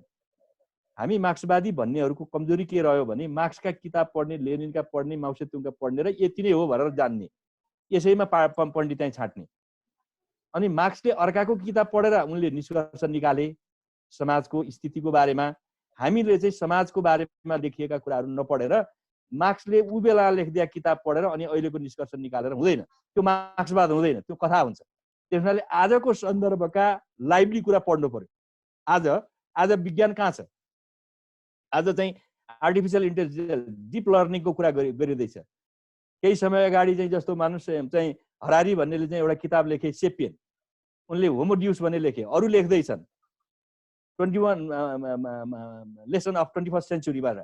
यस्ता किताबहरू पनि तपाईँले पढ्नुपर्छ र त्यसलाई मार्क्सिस्ट ढङ्गले पढ्नुपर्छ। उनी नन मार्क्सिस्ट ढङ्गले कुरा गरिरहेका छन् र त्यसलाई मार्क्सिस्ट इन्टरप्रिटेसन गर्ने कुरा चाहिँ हामीले जान्नु पर्दछ। अहिलेका अर्थशास्त्रका अहिलेका पछिल्ला किताबहरू हामीले पढ्नु पर्दछ। त्यसैले म ठ्याक्कै यो किताब भन्दिनँ, मैले अघि नै केही किताबका उदाहरण दिने। मैले जस्तो यो होमो सेपियन्स भन्ने जुन किताब छ अहिले एकदमै बहुचर्चित। अब आर्टिफिसियल इन्टेलिजेन्सको बारेमा चाहिँ एआई सुपर पावर भन्ने काइफूले लेखेका छन्। अबको युग कता जाँदैछ? यदि मानुष अब 3टा कुरा जोडिएर इन्डस्ट्रियल रेभोल्युसनले ल्याएको उपलब्धिहरू जे थियो, अब यो एआई रेभोल्युसनले के नयाँ कुरा ल्याउँदैछ? 4th इन्डस्ट्रियल रेभोल्युसन भनिरहेछन् अहिले।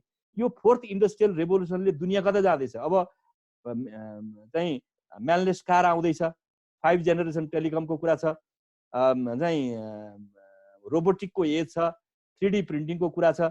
यस्ता जति पनि कुराहरू चाहिँ जो समाजलाई लिड गर्ने साइन्टिफिक इनोभेसन छ, यससँग रिलेटेड कुराहरू पढ्ने र यसलाई मार्क्सवादसँग जोड्ने र यसलाई इकोनोमीसँग जोड्ने। अब त्यो काइफूले के भन्छन् भने 15.5 खरब भन्दा बढीको चाहिँ 15,500 अरब डलरको चाहिँ के भने इकोनोमी चाहिँ अबको 10 वर्षभित्रमा 2030 भित्र चाहिँ एआई इकोनोमी क्रिएट हुँदैछ। त्यो एआई इकोनोमी मध्ये 70% चाइना अमेरिकाले मात्रै लाने स्थिति छ भनेपछि हामी कहाँ हुन्छौँ त्यो बेलामा? त्यस खालका कुराहरू चाहिँ हामीले पढ्नु पर्दछ र केही नयाँ ज्ञानवर्धक कुराहरू अहिलेको आजको सोसाइटीलाई चाहिँ रिप्रेजेन्ट गर्ने, आजको चाहिँ अवस्थाको प्रतिनिधित्व गरेर अगाडि जाने कुराहरूलाई चाहिँ बढी पढ्नको लागि चाहिँ म आग्रह गर्न चाहन्छु। पुराना कुराहरू सन्दर्भको रूपमा लिउँ, त्यसले हाम्रो ओरिएन्टेसन दिनलाई मद्दत गर्छ। तर ती किताबहरूले आजको दैनिकीलाई हामीलाई नेतृत्व गर्न गाह्रो छ। मार्क्सवादलाई पनि त्यस हिसाबले हामीले पढ्नको लागि चाहिँ सक्नुपर्छ भन्ने लाग्छ। त्यो सुझाव चाहिँ म तपाईँहरूलाई दिन चाहन्छु। व्यस्तताको बावजुद पनि यति महत्त्वपूर्ण समय हामीलाई दिनुभयो, धन्यवाद।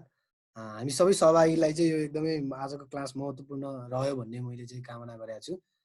यति भन्दै मैले अबको यो सेसन चाहिँ अन्त्य गर्न चाहन्छु। सबै सहभागी साथीहरूलाई धन्यवाद। सहभागी साथीहरू चाहिँ बस्दिनु होला, हामी अन्तिममा केही हामी ग्रुप डिस्कसनहरू गर्न बाँकी छ है सहभागी साथीहरू।